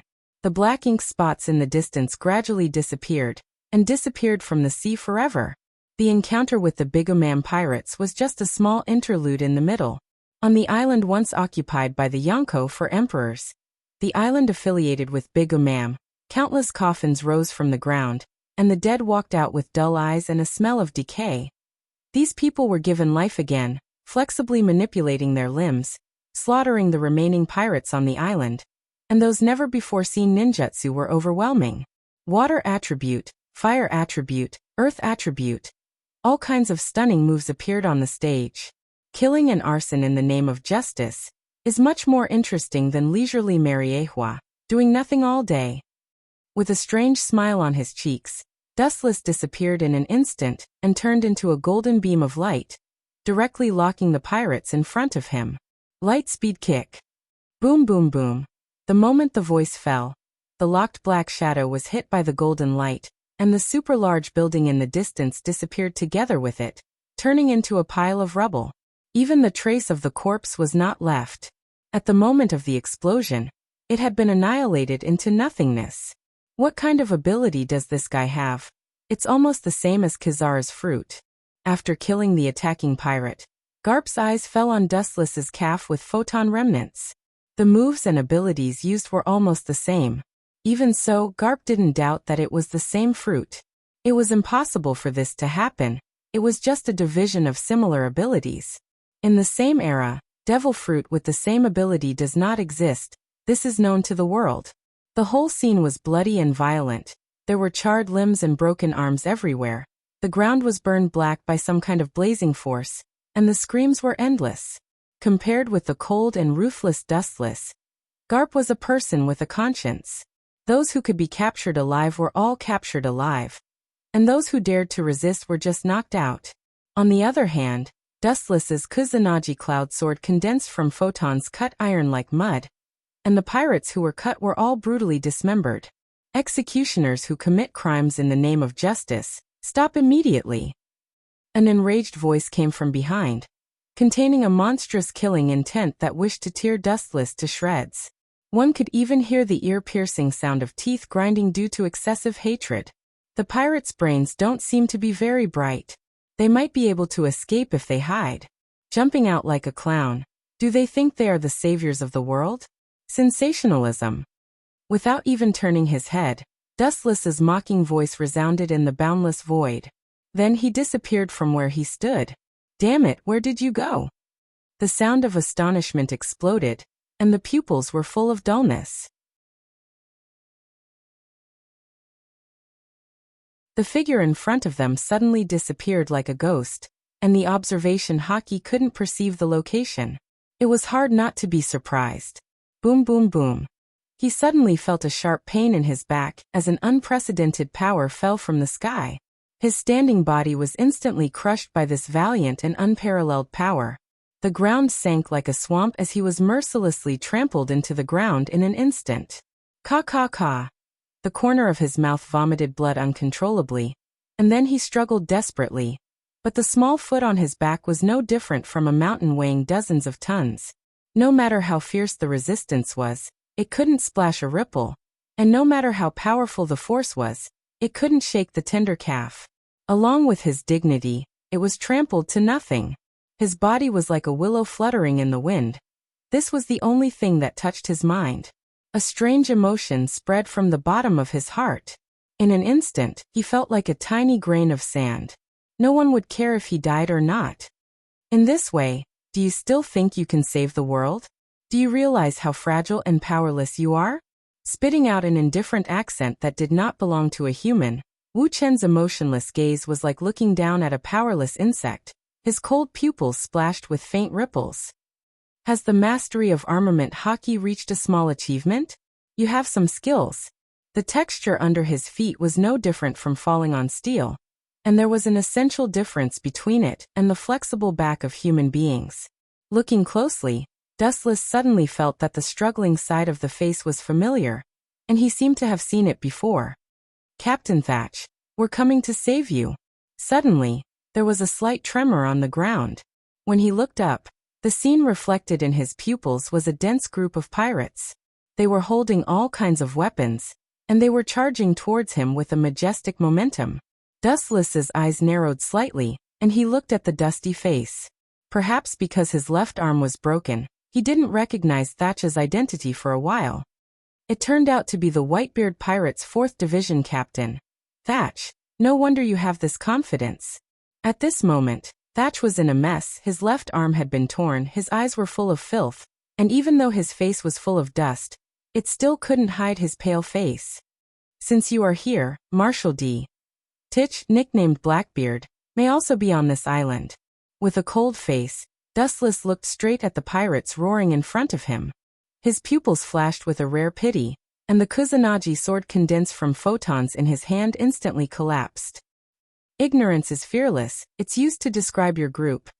The white jade-like hand condensed a large number of photons, like a bottomless black hole, frantically swallowing and absorbing the photons around, condensing into a dazzling flash.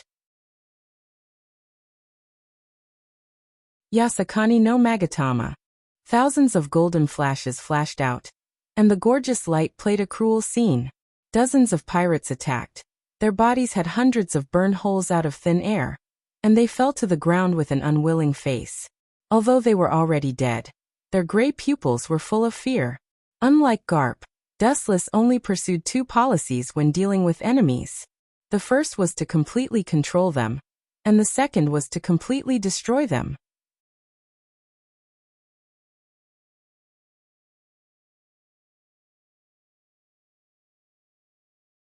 Chapter 582. Seeing that Dustless's methods were so bloody and cruel, as if the people he slaughtered were just a bunch of insignificant insects, Dustless's dark gem-like eyes remained calm. His whole body was filled with an aura of isolation. Serd couldn't help but feel at a loss. He didn't see the shadow of a human in Dustless. He didn't feel sad or happy about things. His clear eyes only had an unchanging indifference. Witnessing his former companions being brutally beaten into sieves, Serd's hatred for Dustless increased. In the blink of an eye, his whole face and neck turned red. He turned his head and glared at Dustless. His eyes were scarlet, like a dying beast. There was only soul-deep hatred in his eyes. Blackbeard? You mean Titch, right? Sorry to disappoint you.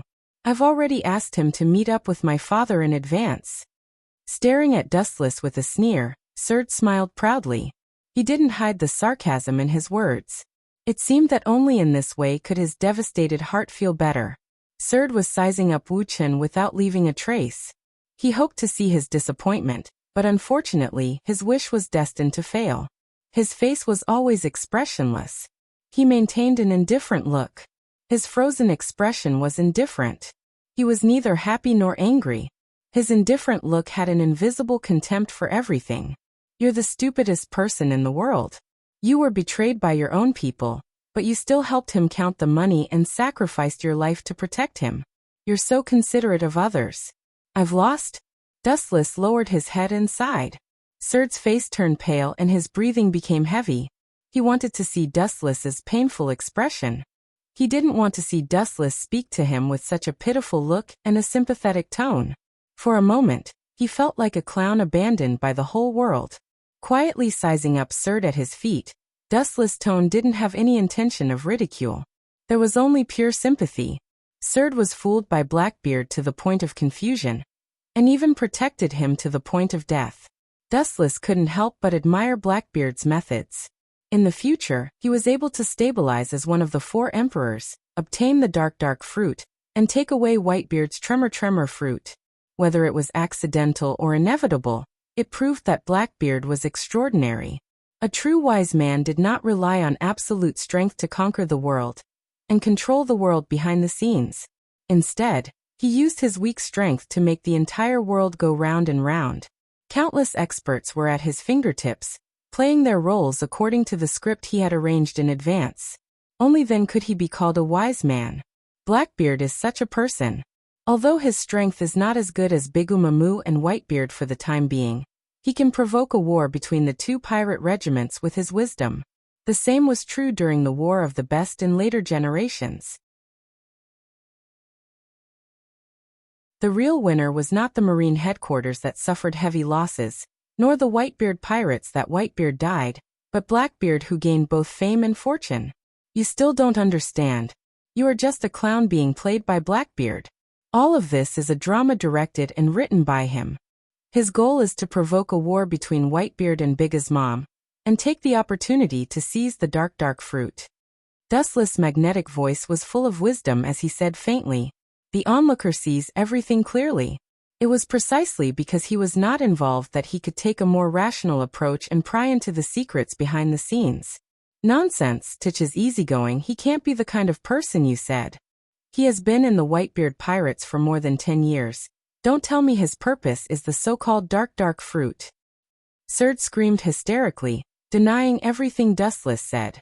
"Why deceive yourself? If Blackbeard didn't instigate you to secretly steal the dark fruit, none of this would have happened." Dustless explained softly. There was only simple pity and sympathy in his tone. He sympathized with Surd's ignorance and ridiculous ideas, his narrow vision, and his ignorance of people's hearts. The most ridiculous thing is that Surd still defended Blackbeard, even after being cheated by him. This kind of tragic character also made Dustless's dusty heart loosen. He wanted to ridicule Surd, but he couldn't. In short, Dustless lost to such a strange character. Dustless's ridicule is at least a person like Whitebeard. Surd is not qualified. "You can go." Dustless glanced at him faintly, and his eyes flashed with a strange light. The golden calf that stepped on Surd's body was also taken back, leaving Surd with a stunned face. "Bastard, I don't even have the qualifications to be killed by you, right?" Standing up and glaring at Dustless, Surd roared furiously. The burning flames burned his reason. If he didn't realize the huge gap between them, he would definitely kill Dustless at all costs. However, even if he fought with his life, he still couldn't shake Wu Chen. Wu Chen was so close, yet it was like the ends of the earth. His hand simply couldn't touch Wu Chen, and it was also impossible to touch his shadow. "Do you think you are qualified?" Dustless turned his head, revealing half of his face, and asked. She breathed out cold air and glanced at him expressionlessly. Her cold eyes were as quiet as stagnant water at the bottom of a beach. She glanced at him deeply, and then strolled away. Her leisurely pace was like a stroll after dinner. About half an hour later, Dustless came to the Marine battleship. "You are cruel enough. He has been driven crazy by you. You killed him with your own hands. You let him go on purpose," Garp said helplessly as he leaned against the Marine battleship on the coast. He stared at the indifferent Dustless, his mouth moved, but he still closed his mouth. Dustless's strength is not weaker than his, and his military rank is higher than his. He is also a supreme celestial dragon, and his forces are all over the world. It's not Garp's turn to say anything. Cruel? I feel that this is a different kind of release. It's also a way to make use of trash and squeeze out his last bit of value. It's to let Surd recognize reality and walk towards heaven without regrets. I feel that I'm very kind, Lieutenant General Garp. Happy Mid-Autumn Festival, everyone. You're tuning in to the Li Mei's Sword of Destiny YouTube channel. We're so grateful for your support, and don't forget to subscribe to join us on this incredible journey through captivating stories. Your generosity through donations truly makes a world of difference, as it's the primary source of revenue that allows me to expand and enhance this channel for you. Thank you from the bottom of my heart for being a part of this adventure.